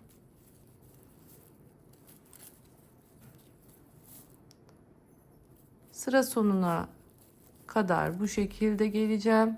Sonrasında sıra sonunda en son, bakın şu görmüş olduğunuz şu kalın yaptığımız trabzanın şurada tepesi var. Buraya 2 tane yapıyoruz ve buradaki arttırmamızı da tamamlamış oluyoruz. Unutmayın, başında da yapıyoruz arttırmayı, sonunda da yapıyoruz. Bir sıra düz örüyoruz, başında yapıyoruz, sonunda yapıyoruz. Arttırmalarımız bu şekilde. Hemen şuradan bakalım. Bakın işaret koydum. Her yerde arttırma var ve bu arttırmaları yaptığımızda hem başında yapıyoruz hem sonunda yapıyoruz ki eşit bir şekilde açılma sağlanmış olsun. Şimdi bu şekilde 1, 2, 3, 4, 5, 6, 7, 8, 9 arttırma yapıyoruz. Ve geleceğiz. 9. bakın ben şimdi bir arttırma yaptım. İkinci arttırma sırasındayım. Bu şekilde 9 arttırma sırasını tamamlayacağız. Yalnız 9 arttırmayı yaptıktan sonra 9. arttırmayı yaptıktan sonra üstüne şu boş sırayı örmüyorsunuz. 9. arttırmayı tamamlayın. Oradan sonra artık şu görmüş olduğunuz normal sık iğne kısmına geçeceğiz. Şu kısmı tamamlayacağız. Şu görüntüyü elde etmemiz gerekiyor burada. Buraya kadar hemen şimdi örüp gelelim. Ondan sonra devam edeceğiz. Tekrar hatırlatıyorum. Toplamda 9 arttırma yapacağız. Birincisini yapmıştım. İkincisini şimdi yaptım. Bu şekilde gideceğiz. Hem başında hem sonunda, unutmuyoruz bunu. Başında sonunda arttırmalarımız çiftli çiftli oluyor. Yani toplamda 9 kere arttırdığımızda 18 tane arttırma yapmış oluyoruz. Yani 24 olan ilmek sayımız toplamda 42'ye çıkmış oluyor. Şurada son sıraya geldiğimiz zaman 42 tane trabzanımız olmuş oluyor. Hemen örüp geliyorum. Evet, şimdi diğer tarafı da bitirip geldim. Bakın burası ilk yaptığım yerde. Şöyle. Şimdi bu tarafını da aynı şekilde yaptım. Şurası 9. artırmayı yaptığım yer. Bu 9. artırmayı yaptıktan sonra geliyorum. Bakın sıra sonunda da aynı arttırmayı yapıyorum. Sonra bir zincir çekiyorum, geri geliyorum. Şimdi burayı nasıl ördüğümü göstereceğim. Ben bu tarafı göstereceğim. Siz diğer tarafları kendiniz aynı şekilde yapacaksınız. Videoyu geri alabilirsiniz. O şekilde tekrardan başlayabilirsiniz. Şimdi burada şöyle hemen hep bu taraftan başlayacaksınız. Yani bunu yaparken de şöyle bu taraftan kenardan başlıyorsunuz. Bunu yaparken de böyle bu kenarı yaparken de yine kenardan başlıyorsunuz. Şimdi burası bakın trabzanımızın tepesi. Şimdi buradan başlayacağız. Evet, bu şekilde tığımızı geçirdik. Alttan ipimi çekiyorum ve bir tane böyle sıkıştırıyorum buraya. Ama bunu saymıyorum. Şimdi aynı yere bir tane normal sık iğnemi yapıyorum. İpimi şöyle sıkıştırdım. Şimdi üzerinden gideceğim. Bu şekilde şimdi ilk etapta 13 tane sık iğne yapıyorum. 1, 2, 3, 4, 5, 6, 7, 8,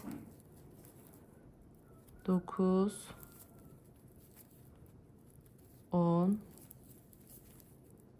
11, 12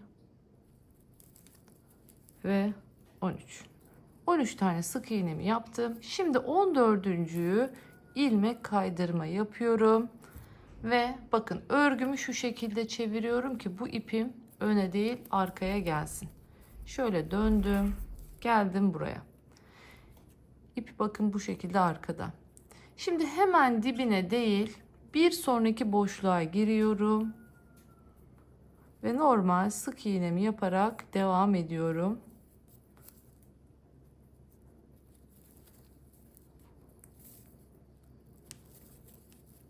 Bakın bu sefer sayalım. 1, 2, 3, 4, 5, 6, 7, 8, 9,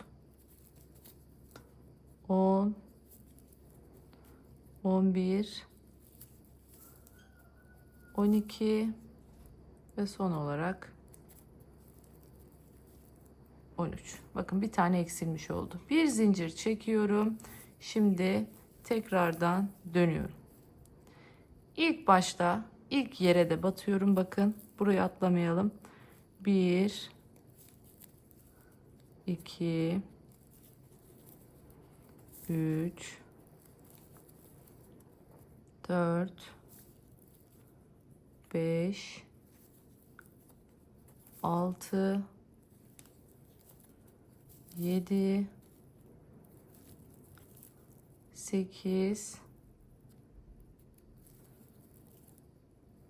9, 10 ve 11 taneyi yapıp şimdi bakın şöyle göstereyim. Normalde burada görüyorsunuz 2 tane var. Sonuncuyu bırakıyorum. Sonuncuyu ellemiyorum. Bir öncekine hemen ilmek kaydırmamı yapıyorum ve tekrardan bakın ipi arkaya alacak şekilde örgümü çeviriyorum. Yine burada birinci ilk dibindekine değil hemen yanındakine giriyorum. 1, 2, 3, 4, 5, 6, 7, 8, 9, 10 ve 11. Tekrar dönüyorum. Yine en diptekine bakın mutlaka batıyorum. Çünkü bu kenarımın düz gitmesini istiyorum. 2, 3, 4, 5, 6, 7, 8, 9 ve 10'uncuya ilmek kaydırdım. Bakın en sondakini yine bıraktım. Dönüyorum şimdi.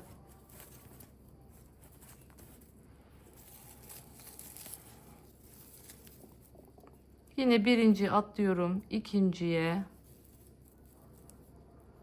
1, 2,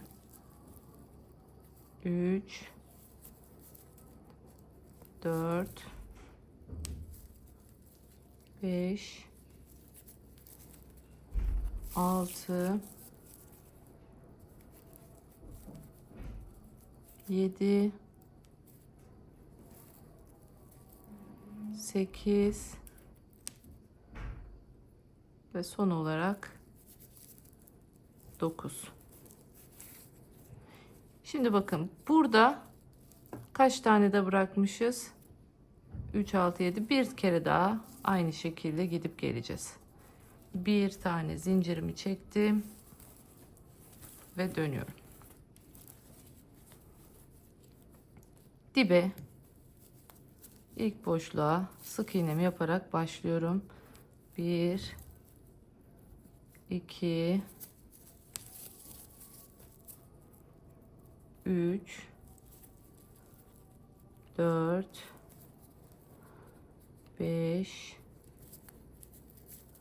6, 7 tane yaptım. Şimdi 8.'yi bakın yine sonda bir taneyi bırakacağım.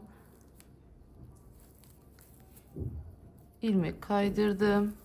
Çevirdim, dönüyorum. İpimi hep arkada bırakıyorum bu şekilde. Şimdi dibindekini bırakıyorum. İkinci deliğe biraz esneteyim. 1 2 3 4 5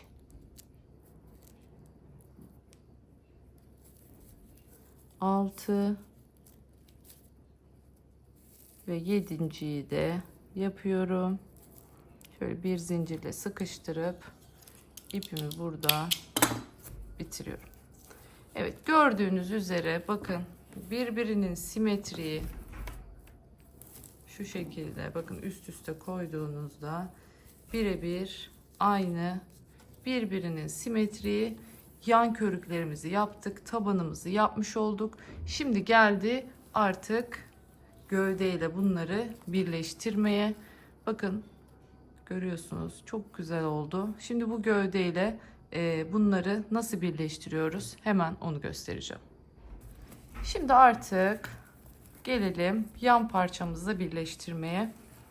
Şimdi bakın ilk başta şöyle tabanımızın başlangıç ve şu bitiş yerlerini işaretlemiştim. Şimdi bu noktaları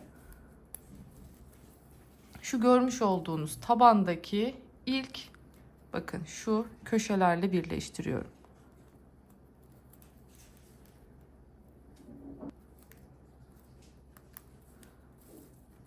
Aynı şekilde bu ilk arttırma yapmaya başladığım noktalardı, hatırlarsanız. Hemen bunu da bu köşeye birleştiriyorum.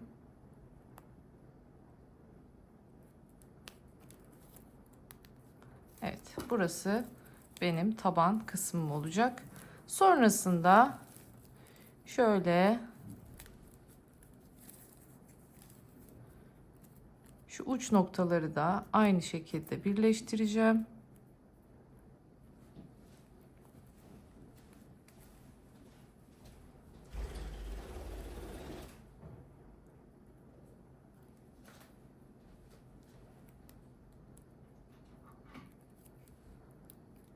Bu şekilde.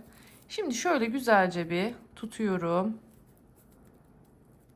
Kayma yapmaması için şöyle şu belli noktalardan karşılıklı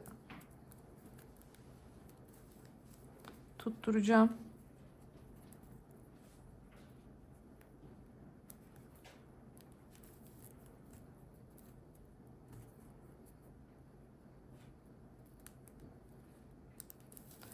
Aynı şekilde şimdi diğer tarafını da yapalım.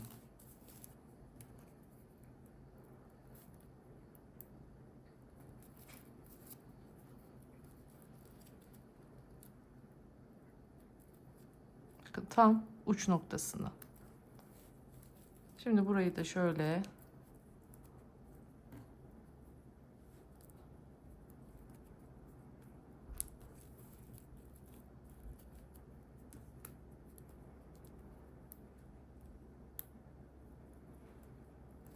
önemli olan şu şekilde birleştirirken kaydırma yapmamamız.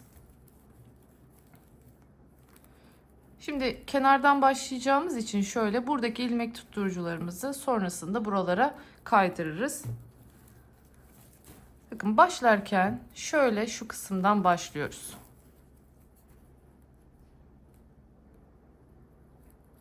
Şimdi şunu çıkartabilirim artık. Şu ipimi de normal şimdi içinden yürütürken gizleyeceğim.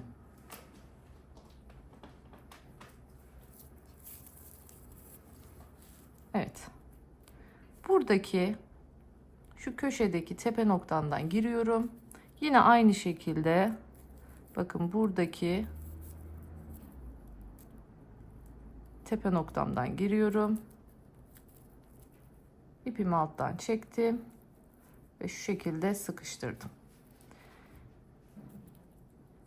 Şimdi hemen aynı noktadan tekrar giriyorum ve buraya bir tane sık iğne yapıyorum. başlıyorum karşılıklı. Şimdi burada işimiz kolay. Bakın zaten normal sık iğnelerimiz var ama karşıda yok. O zaman ne yapacağız? Karşısında neresi denk gelirse yine sık iğneleri yaparken söylediğimiz gibi böyle çok kalın almamaya çalışalım. Tek toplarından karşıda neresi denk geliyorsa bakın şu şekilde birer lop olacak şekilde giriyorum.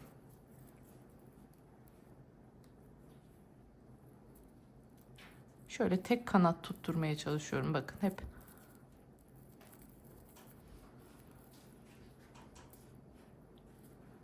Şimdi burayı sık iğne ile birleştirmemizin sebebi bir hat oluşturmak.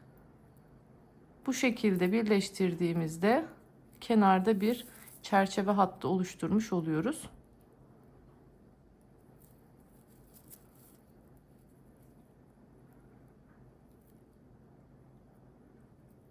Ağız ağza karşıya neresi gelirse.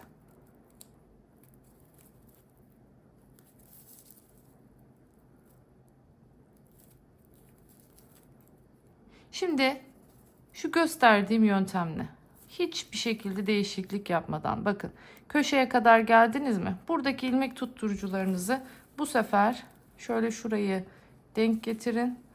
Yine aynı şekilde böyle ara noktalardan buraya kaydırın.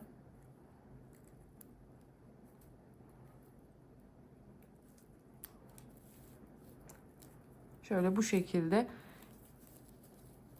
hizanızı kaydırmamak için. Şöyle pır etraf dolaşıp geliyorum. Hemen bakın en son işaretleyicimi taktığım yere kadar geliyorum. Ondan sonra aynı işlemi bu taraf için de yapacağım. Yine burayı da tutturacağım. Yine başlarken bakın unutmayın bunu. Şöyle başlamıyorum. Bakın bu önümde olmayacak. Her zaman buradan başlıyorum. Bu benim önümde olacak ki şu görmüş olduğunuz yaptığımızdaki sık iğne hattının şu ön kısmı yüzünde gerçekleşmiş olmuş olsun. Hemen iki tarafı dolaşıp geliyorum. Ondan sonra artık sap detaylarımızla devam edeceğiz. Evet bakın şimdi geldik sap detayımıza. Sapın bir tanesini kendim yaptım. Bu şekilde. Şimdi ikinci sapı birlikte yapacağız. Bakın ütüledim. Son derece düzgün pürüzsüz bir görüntüye kavuştu. Gerçekten çok güzel oldu. Şimdi sapımıza başlayalım. Git gel şeklinde örüyoruz sapımızı. Eksiltme arttırma yaptığımız bir sap bu. Çünkü ağız kısmından eksilteceğiz. Sonra geleceğiz buraya. Diğer uca geldiğimizde de aynı şekilde burada eksilttiğimiz şekilde orada da artırmasını yapacağız. Şimdi zincir çekerek başlıyorum. Dikeceğim için önce birazcık pay bırakıyorum alt kısmında.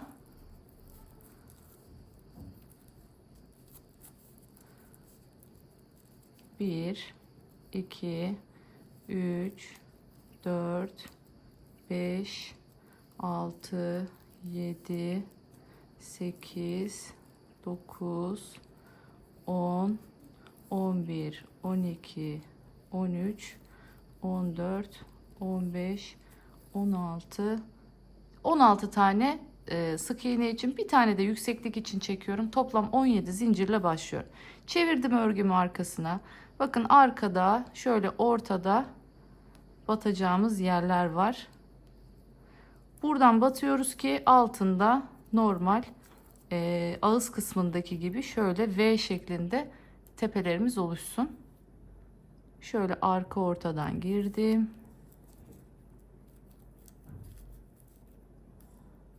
Sık iğnemi yaptım.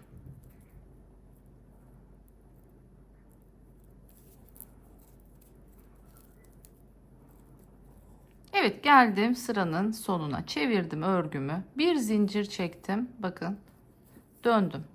Şimdi bu sefer bakın buradan ilk yere giriyorum. Bir ilmek çıkartıyorum. Tekrar buraya giriyorum. Bir ilmek çıkartıyorum ve üçünü bir topluyorum. Böylelikle bir tane eksiltme yapmış oldum bu kenarda. Şimdi diğerlerini normal örüyorum. Şimdi en sonda bir eksiltme daha. yapacağız. Bir başında bir sonunda yapıyoruz. Bu işlemi bir sıra arayla tekrarlayacağız ve göz sayımız 10'a düştüğünde artık sapımız bitene kadar 10 ilmeği örmeye devam edeceğiz. Şimdi ne kadar öreceğimizi söyleyeceğim.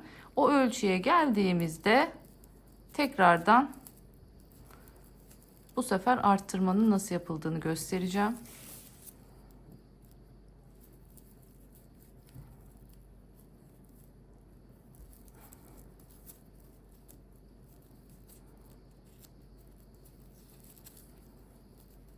Evet. Bakın şimdi son iki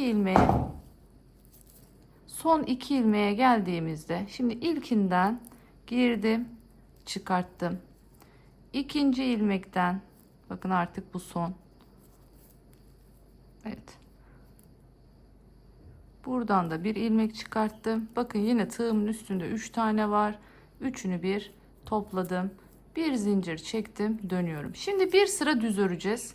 Bakın dibindekinden başlıyorum. Arttırma, eksiltme yapmadan düz örüyorum.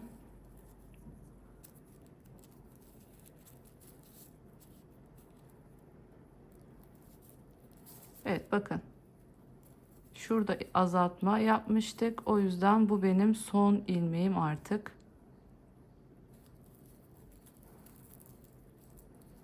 Şu anda ilmek sayımız 14'e düştü. Şimdi bir zincir çekiyorum. Yine dönüyorum. Yine azaltma yapacağım. Bakın ilkine girdim. Battım. Bir ilmek çıkarttım. İkincisine girdim. Battım. Bir ilmek çıkarttım. Şimdi üçünü birden topladım. Devam ediyorum. Bakın. Sonuna kadar aynen örüyorum. Evet. Bakın son iki ilmeğe geldim. Görüyorsunuz. Bir, iki tane V kaldı bakın tepede. Şimdi birine girdim. Çektim. İkincisine girdim. Çektim. Hepsini bir topladım. Ve böylelikle bakın yine kesmemizi yapmış olduk. Bir zincir çektim. Dönüyorum. Aynen sıra sonuna kadar örelim.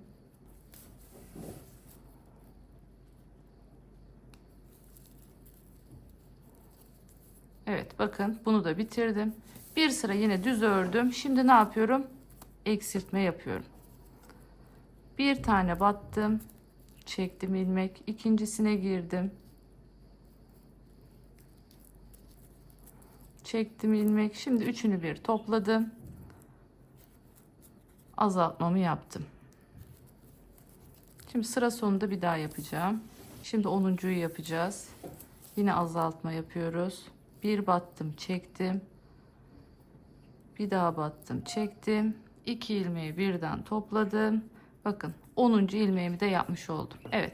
Bu şekilde eksiltmelerimizi yaptık. Şimdi buradan sonra hiçbir değişiklik olmadan yolumuza devam edeceğiz. Hep 10 ilmek git gel git gel örüyoruz burada. Hemen size ne kadar öreceğiz onu da söyleyeyim. Bakın azaltmalarımızı bittiği yer şöyle koyalım bir. Bunun bittiği yerden dikiyoruz zaten. Dikmeye başlıyoruz. Şuradan itibaren ölçüsünü vereyim size. Azaltmalar bittikten sonra düz öreceğiniz yerin ölçüsünü veriyorum. Sadece yani 10 ilmekle örecek olduğunuz yerin ölçüsünü veriyorum. Evet. 49 santim 49 santim örüyoruz. Şu azaltmadan sonra 49 santim düz, sonra arttırmalara geçeceğiz. Hemen buraya kadar örüyorum ve geliyorum. Evet, şimdi istediğim mesafeyi kat ettim.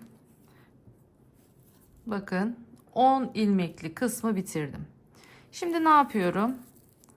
Bakın bir zincir çektim, döndüm. Artık artırma yapmaya başlıyoruz. İlk yere bir tane yaptım. Şimdi bir tane daha yapıyorum. Çift batıyorum. Böylelikle baştaki arttırmamızı yapmış olduk. Şimdi aradaki 8 taneyi örüyorum. Şimdi sonuncu ilmeğimin içine şöyle ikisini birden alıyorum. 2 tane yapıyorum. 1 2. Bu şekilde bakın ilk arttırmamızı yapmış olduk. Yine bir zincir çekip dönüyorum. Bu sırayı normal düz örüyorum. Şu an ilmek sayım 12. 12 ilmeğimi bu şekilde örüyorum bir sıra. Çantanın sapın başlangıcında yaptığımız gibi bir başta bir sonda arttırma yapıyoruz. Bir sıra düz örüyoruz.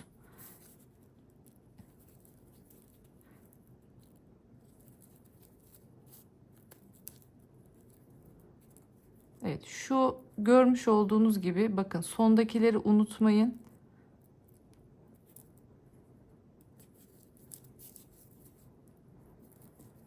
Evet, bir sıra düz ördüm. Şimdi dönüyorum tekrardan. Bir zincir çektim.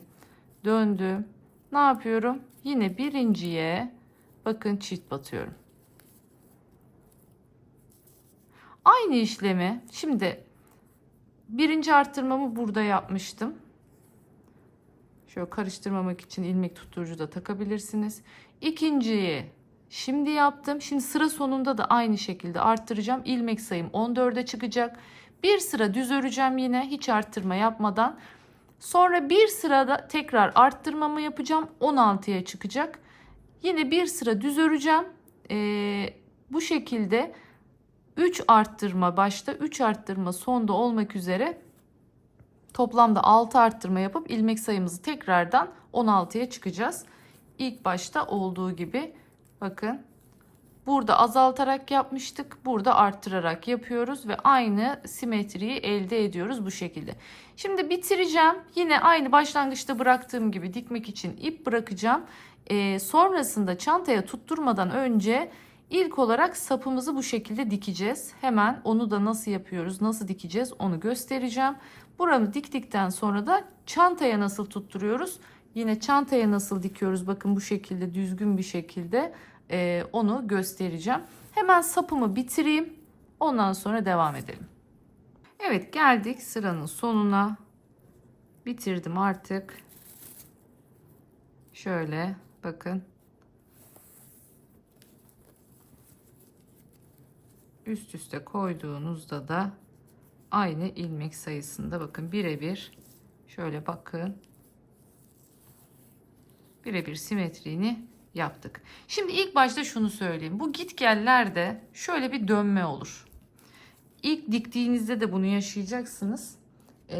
Böyle bir şimdiden söyleyeyim. Moralinizi bozmayın. Bakın sonra düzgün bir şekilde durabiliyor. Şu diktiğinizde de bunu göreceksiniz. Moraliniz bozulmasın. O açıdan sıkıntı yok. Şimdi ipimi iğneme takıyorum. Burada buruk yapmamaya dikkat edin. Mutlaka sayarak yapın. Evet, dikeceğimiz kısım şu kısmın üste gelmesini istediğim için şöyle katlıyorum. Bakın ilk arttırmaya başladığımız yer neresi? Şurası.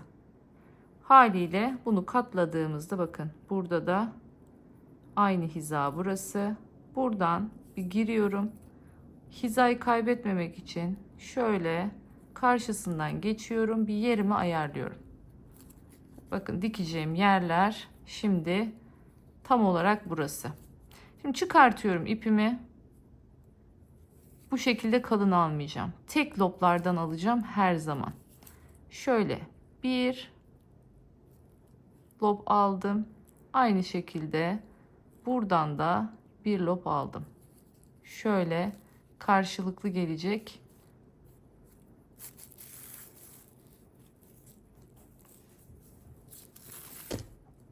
Pardon. Şimdi devam ediyorum. Bakın buradan bir tane, buradan bir tane. Yani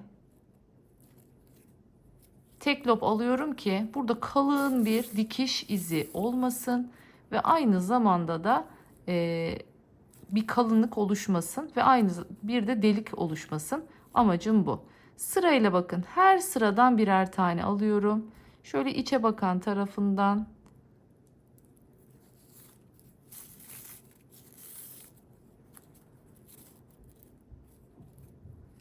bu şekilde yoluma devam edeceğim. Bir lop buradan, bakın. Bir lop buradan. Güzelce sıkıyorum. Burada bir kalınlık oluşmasını istemiyorum. Siz eğer bu çantayı normal bir kağıt iple, dayanıksız bir iple yaptıysanız asılırken dikkat edin. Böyle uzaktan asılmayın. Şöyle asıl nasıl şöyle dibine kadar gelin. Şu dip noktasından asılın ki herhangi bir kopma yaşanmasın. Benim şu anda ipim sağlam olduğu için, kopmayan bir ip olduğu için ben rahatlıkla asılabiliyorum. Ama en doğrusu dibinden asılmak. Şimdi yine bunu uç noktadaki, yani buraya geldiğinizde yine aynı şekilde bakın, ilk arttırmayı yaptığımız yer burada, yani burada eksiltme var tabi. Burada eksilttik, burada eksilttik, burada eksilttik. Tam eksiltmenin altından en son buradan dikiyorum ve sapımı bu şekilde tamamlıyorum. Sonrasında dediğim gibi çantaya tutturma kısmını yapacağız. Evet, şimdi artık bakın sapımızı diktik, bitirdik. Kalan uçlarını sık iğnelerimizin arasından gizledik. İplerimi temizledim ve geldim. Şimdi nasıl diktiğimizi göstereceğim burada. Şöyle bakın, en kenardan başlıyorum. Şu görmüş olduğunuz en kenardan başlıyorum. Önce bir şurayı birbiriyle şöyle bir birleştiriyorum. Çünkü normal şuradaki devamını, görüntünün şu devamlılığını vermek istiyorum. Evet, ipimi geçirdim. Bakın, en kenar noktadan geçirdim. Şimdi buradan sonra hep en dıştaki loblardan gireceğiz. Bakın, buradan böyle giriyorum. Buradan bu şekilde geçiyorum. Yine buradan böyle bakın, aşağıya yukarı birbirine yaslanıyorlar.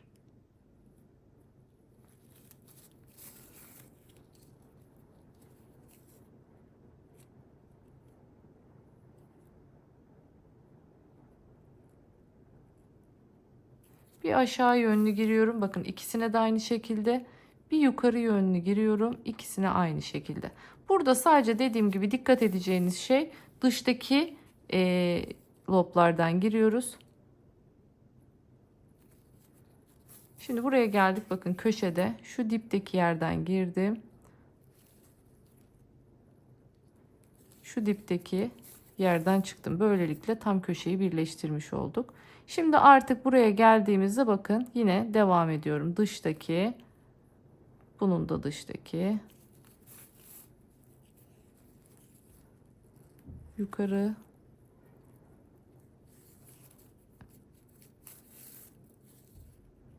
sistem böyle devam ediyor. İkisinden de aşağıya, ikisinden de yukarı diye devam ediyoruz.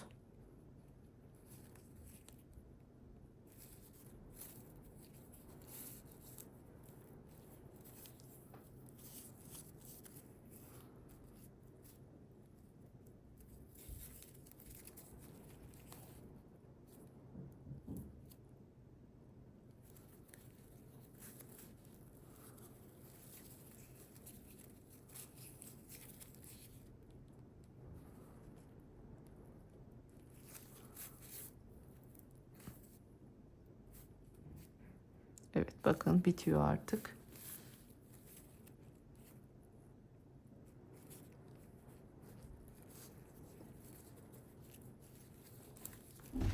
Evet, şimdi ikisinden de yukarıya çıktım. Burada artık bağlamayı yapacağım. Bakın, bir sonrakine gitsem artık çok uzakta kalacak. Bu noktada birleştirmeyi gerçekleştireceğim. Bunun için şimdi aynı noktadan çıkarsam bu ilmek boşa çıkar. O yüzden şöyle altındaki ilmekten giriyorum. Bunun da şu görmüş olduğunuz en kenardaki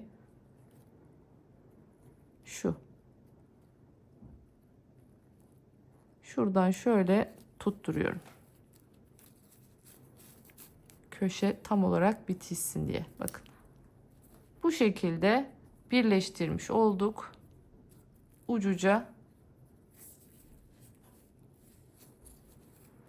Hemen bu ipi gizleyeceğiz artık. Şöyle çeviriyorum. Şimdi tekrardan şuradan girelim. Şöyle aşağı doğru indirelim. İpimizi şuradaki sık iğnelerimizin arasından yürütüyoruz.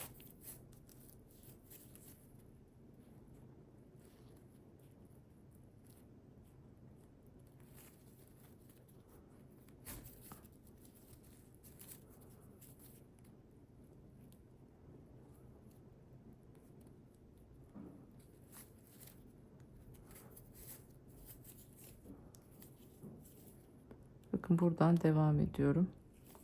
Uzunca bir şekilde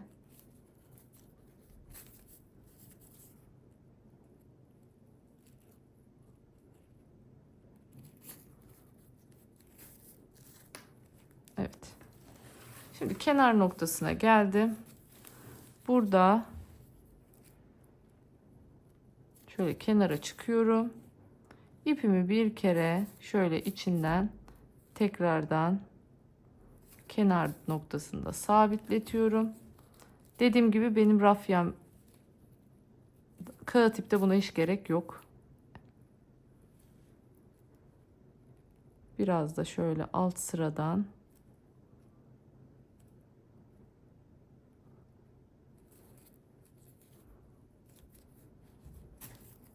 evet. İpimizi kestik. Şimdi aynı yöntemle burada daha kolay işiniz. Çünkü bakın iki tarafta da normal örgümüz yüzünden. Burada da yüzünden. Burada daha kolay bir şekilde birleştirebilirsiniz. Tabii şuna dikkat edin. Burukluk olmasın. Şöyle güzelce bir düzeltin. Ondan sonra şöyle düzgün bir şekilde. Yine bakın zaten bu kenarda ipimiz. Şuradan kenardan başlayaraktan bu tarafı da dikiyoruz. Umarım anlaşılır olmuştur. Bu yöntemle kolay bir şekilde birleştirmenizi yapabilirsiniz. Evet, şimdi artık çantamızı bitirmeye başlıyoruz. Şöyle söyleyeyim. Bu çantanın astarlamasından pek hoşlanamadım. Yani aslında çok uğraştık. Kalıp astarını çalıştık, kendi astarını çalıştık. Hatta şöyle göstereyim astarını da. Ama kumaş dokusunu mu beğenemedim? Yani neyi beğenemedim ben de bilmiyorum. Bakın şöyle göstereyim hemen. Bakın şu şekilde keçe astarını hazırladık. Sonra normal dak kumaştan bakın bu şekilde astarını hazırladık. Sonrasında bu ikisini birleştirdik. Yani ağzına diktim, içine diktim, her şeyi yaptım. Ama nedense bir türlü içimi sindiremedim yani. İçindeki yani bu dokuyla bu dokuyu birbirine uyduramadım diyeyim. O yüzden ben bu çantayı astarsız kullanmaya karar verdim. Bunu yaptığım için, şimdi astarsız yapmaya kalktığım için de bakın şu şekilde dört tarafına bunun cep ekledim. Şimdi bunu eklememin dediğim gibi astar kullanmayacak olmam bir sebebi ise bu çantada bu cepleri eklememin sebebi, şimdi ben bunu biliyorsunuz Milano rafya ile ördüm. Milano rafyada ince bir rafya, yani iki katlı örmediğime birazcık pişman oldum açıkçası bu çantada. Daha tok bir duruş, yani daha şöyle dik kalıp gibi bir duruşta olmasını tercih ederdim ben. Mesela evet, motiflerin yapımı, örümü, her şey çok güzel. O yüzden birazcık çantanın dört bir tarafına da bir kalınlık, bir diklik katmasını istedim. Şimdi Aynı şekilde her yerini yaptım. Onların sayılarını vereceğim size kaç ilmekle. Bir tane de aynı şekilde tabana yapacağız. Çünkü bu sefer de şimdi ne oldu? Tabanımız zayıf kaldı. Şimdi tabana da aynı şekilde bir ilave ek yapacağım. Bunu ne yapacağım? Şimdi şu tabandaki sayının aynısı olacak şekilde yapacağım. Burada kaç tane trabzanımız varsa aynı sayıda yapıp şöyle hemen tabana oturacak kadar yapmam benim için yeterli olacak. O kısmı halledip geleceğim. Şimdi burada klasik şu yanları nasıl örüyorsak ceplerini o şekilde ördüm. Herhangi bir değişiklik yok. O yüzden videosunu onun vermedim. Bunların tek tek size santimlerini ve ilmek sayılarını vereceğim. Şöyle göstereyim. Yan ceplerim için 14 santim. Bakın 14 santimlik cepler kullandım. Çantamın bir tarafında daha küçük, bir tarafında daha büyük cep kullandım. Bakın 16 santim bir tarafta. Buradaki cebimiz. Evet. 18 santimde bir taraftaki cebimiz. Yani 2 santim daha geniş yaptım buradaki cebi. Hani böylelikle farklı bölmeler, kullanım alanları da açmış olduk. Şimdi tabanı da kuvvetlendirip çıt çıtını yapıp derilerini de taktığımızda tam olacak. Evet, bakın çantamızın tabanını yaptım ve ondan sonra da şimdi bu altına bir tane kanvas koydum. Kestim dikdörtgen halinde kanvası. Belli noktalarından şuradan, şuradan, şuradan, şuradan, şuradan. İnanın bunu kameranın altında gösteremedim. Çünkü iğneyi buradan batırıyorum. Bir çantayı çeviriyorum, bir içini çeviriyorum. Çok net bir şekilde gözükmedi. Hani böyle ara ara noktalardan bunu tutturdum. En sonda şöyle ortadan bir sıra halinde tutturdum ki daha oynamasın içindeki kanvasta, tabanı daha düzgün dursun diye. Böylelikle artık tabanımız daha tok oldu, daha sert oldu. İstediğimiz o şeyi yakalamış olduk artık tabanda. Şimdi dediğim gibi bakın bir tarafını ben diktim. Bu tarafını da şimdi sizlerle birlikte dikeceğiz. Şöyle görüyorsunuz yine klasik 2 santim kalınlığındaki dikmeli saplardan var bakın elimde. Şimdi bunlardan yine şöyle küçük parçalar keseceğim. Bu arada şunu göstermek istiyorum. Elimde şöyle ince plastik, artık ne amaçlı kullanın. Şöyle söyleyeyim. Bu su arıtmaların hortumları diyebilirim bunu. Bakın şu şekilde ince hortum. Siz bunu bir silikondan yapabilirsiniz. Başka bir herhangi bir kablo, kalın kablolar var. Onlardan kullanabilirsiniz. Ya da hiçbir şey koymaya da bilirsiniz. Hani sadece ben şu kısma bir tık daha şöyle dik dursun diye bundan yerleştirdim içine. Şimdi şu bölgelerine de bakın şu şekilde şöyle bunlardan dikeceğim. Tamamen burada bir aksesuar amaçlı yapacağım bunu. Yani şu kahveleri tamamen aksesuar amaçlı kullanacağım. Ne kadarlık birer parça keseceğiz hemen ona da bakalım. Şu dikilmiş kısma yapacağız bunu.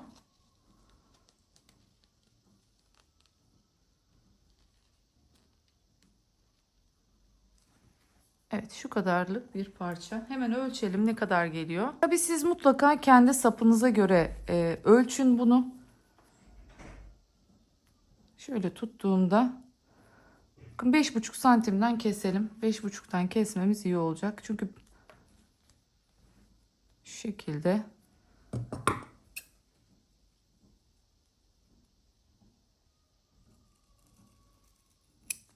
bu şekilde kestim. Şimdi bu parçadan 4 tane olması gerekiyor. Bakın görüyorsunuz her şeyi hazır almamıza gerek yok.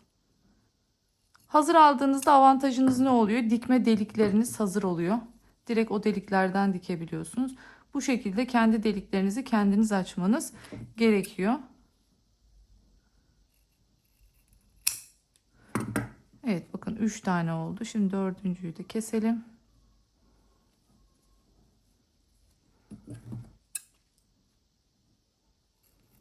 tekrar söylüyorum. Bunları keserken kendi ölçünüzü alın. Sizin saplarınız benimkine göre daha kalın olabilir. Başka bir ip kullanmış olabilirsiniz. O yüzden buna dikkat etmenizi tavsiye ederim. Ne yapacağım? Bakın bunu bu şekilde getireceğim. Ağız ağza ve burada bir çapraz dikişle, yani çarpı dikiş yöntemiyle bu ikisini ağız ağza böyle birleştireceğim. Aynısını dört taraf için de yapacağım. Böylelikle çantamıza bir aksesuar katmış olacağız. Yani işi birazcık daha şıklaştırmış olacağız. Şimdi hemen dilerseniz önce şu aparatı nasıl dikiyorum? Bakın ben bu şekilde bir naylon ip kullanıyorum burada. Deri ipim yok. Deri ip olsaydı tabii çok daha güzel olurdu. Ama olmadığı için ben bunu kullanacağım şimdi. Şimdi derimizi alıyoruz. Deliklerinden geçiyorum. Ve burada bakın bu şekilde ipin şu düğümlediğim kısmına bakın ara noktasından geçiyorum. Ve kilitleyip buradaki bu düğümü bunun arkasına bu şekilde gizlemiş oluyorum. Şimdi çevirelim çantamızı. Nereye dikiyorduk? Tam şu orta, bakın şuraya, orta noktaya dikiyoruz. İpimiz neredeyse oradan batarak başlayacağız. Şöyle üste alalım, bunu daha kolay olsun. Evet. Tam şöyle şuradan çıkıyor. Şimdi burada önemli olan nokta şu. Tabii ki de dikmeyi hepimiz biliyoruz. Ama bu çantadaki özellik şu. Bunu bu şekilde koyduğumuzda, şimdi bu kahverengi bir ip değil mi? Mesela bunu nasıl gizleyerek götüreceğim? Burada önemli olan noktamız bu. Şimdi şu şekilde ilmeklerin arasından bu ipi geçiriyorum. Böylece bakın ipimi gizlemiş oluyorum.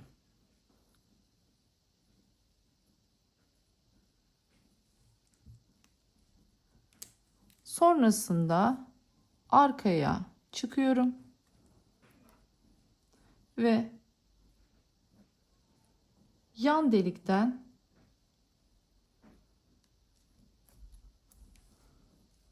evet.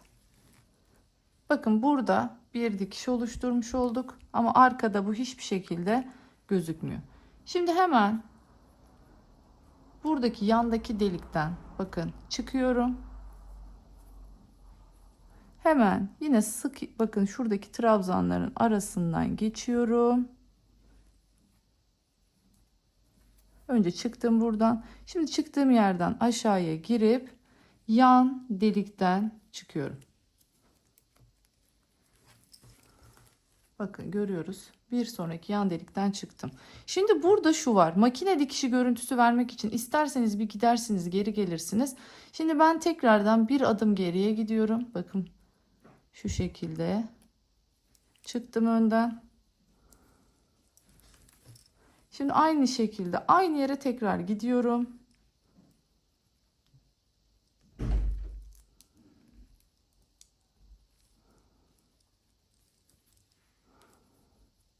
Ve tekrardan aşağıya inip aynı delikten çıkıyorum.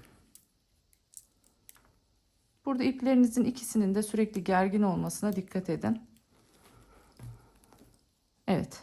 Şimdi bakın sıradaki.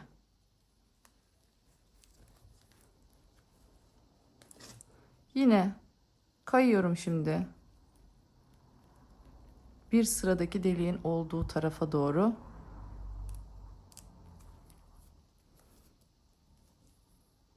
Yine çıkıyorum buradan. Bakın bir sonraki delikten bu şekilde çıktım. Anlaşıldı diye düşünüyorum. Şimdi tekrar bir geri dönüyorum. Buraya makine dikişi efekti vermek için. Şimdi tekrardan aynı şekilde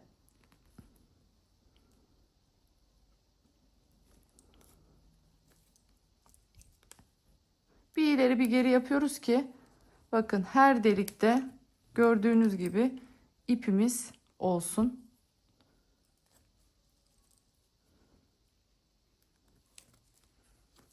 Anlaşılmıştır umarım.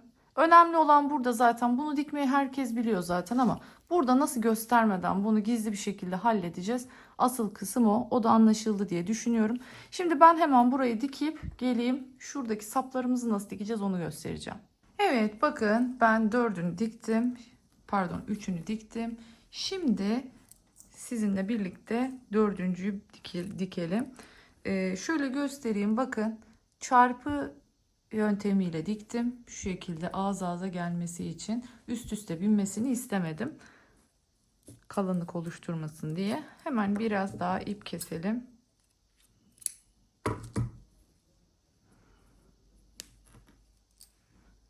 Sivri uçlu bir iğne kullanıyorum deriyi delebilmek için. Şimdi hemen bir ucunu düğüm yapalım.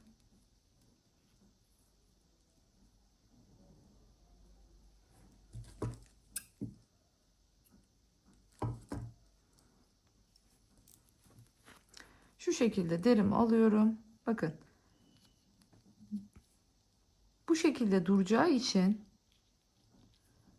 şöyle alttan görüyorsunuz. Ne buraya çok yakın ne buraya çok yakın. Girdim. Bu düğüm böylece altında gizlenmiş oldu. Şimdi getiriyorum ucuca. Çarpıya gideceğim için tam hizasından değil, hizasının alt tarafından. Yani şöyle bakın şu şekilde geçiyorum. Sonra bunu ağız ağza getiriyorum. Bakın üstte ipim. Ağız ağza getirdikten sonra tam bunun hizasından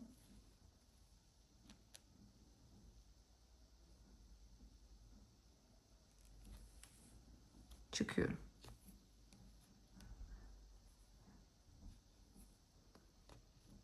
Evet. Şimdi bu çarpıyı tamamlamak için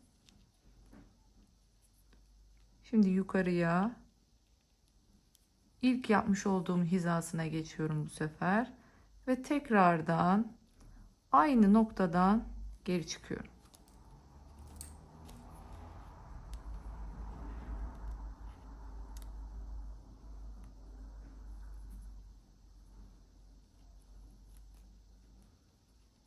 Şimdi geliyorum aşağıya. Tekrar çapraza geldim.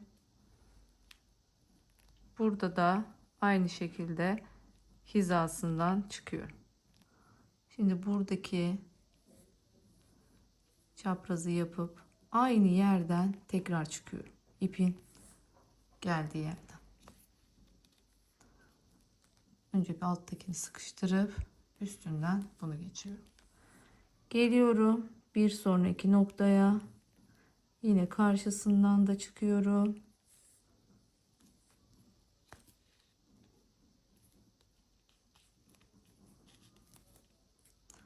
Şimdi çapraza tekrar ipin çıktığı noktaya geri gidiyorum.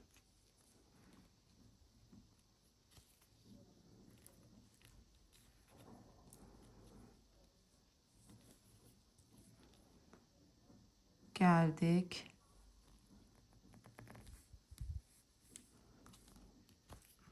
Son çarpıya. Bunu tamamlayıp boşluktan çıktım.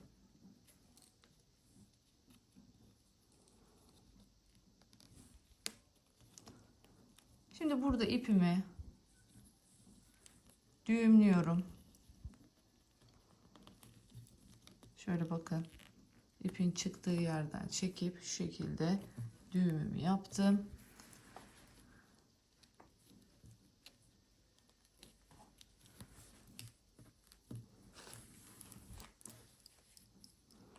Şimdi şöyle alttan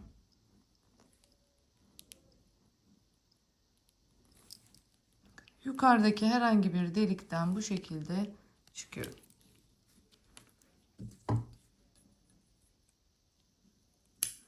İpimi sabitledim. Evet, böylelikle bakın şu çarpı şeklinde dikişlerimizi yapmış oluyoruz. Her tarafta var şimdi. Dördünü birden tamamlamış olduk. Şöyle bir bakalım çantamıza. Evet, görüyorsunuz. Taba rengi deriler kullandık.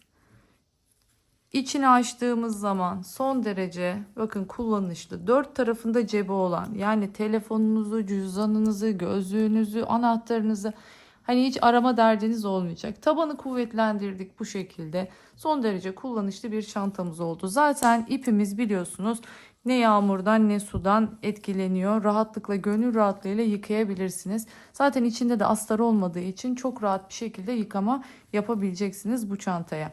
Gördüğünüz gibi saplarımız, dilerseniz omuzunuzda, dilerseniz kolunuzda çok rahat bir şekilde takıp taşıyabileceğiniz bir boyda oldu. Gerçekten çok beğendim ve öyle bir yine çanta yaptık ki ben Milano rafyalı ördüm. Siz dilerseniz kağıt iple, dilerseniz rafya, normal yerli rafyalarla istediğiniz gibi örebilirsiniz. Ancak çok kalın rafya kullanmanızı tavsiye etmem. Özellikle bu 4-4,5 milimle örülen ithal rafyalar var, kalın. Onlarla ördüğünüz takdirde biraz örnekleriniz büyüyecektir. Yani şu çiçekleriniz büyüyeceği için şu gövde kısmı büyük olacaktır. Ha, büyük bir çanta olur, kötü mü olur? Hayır.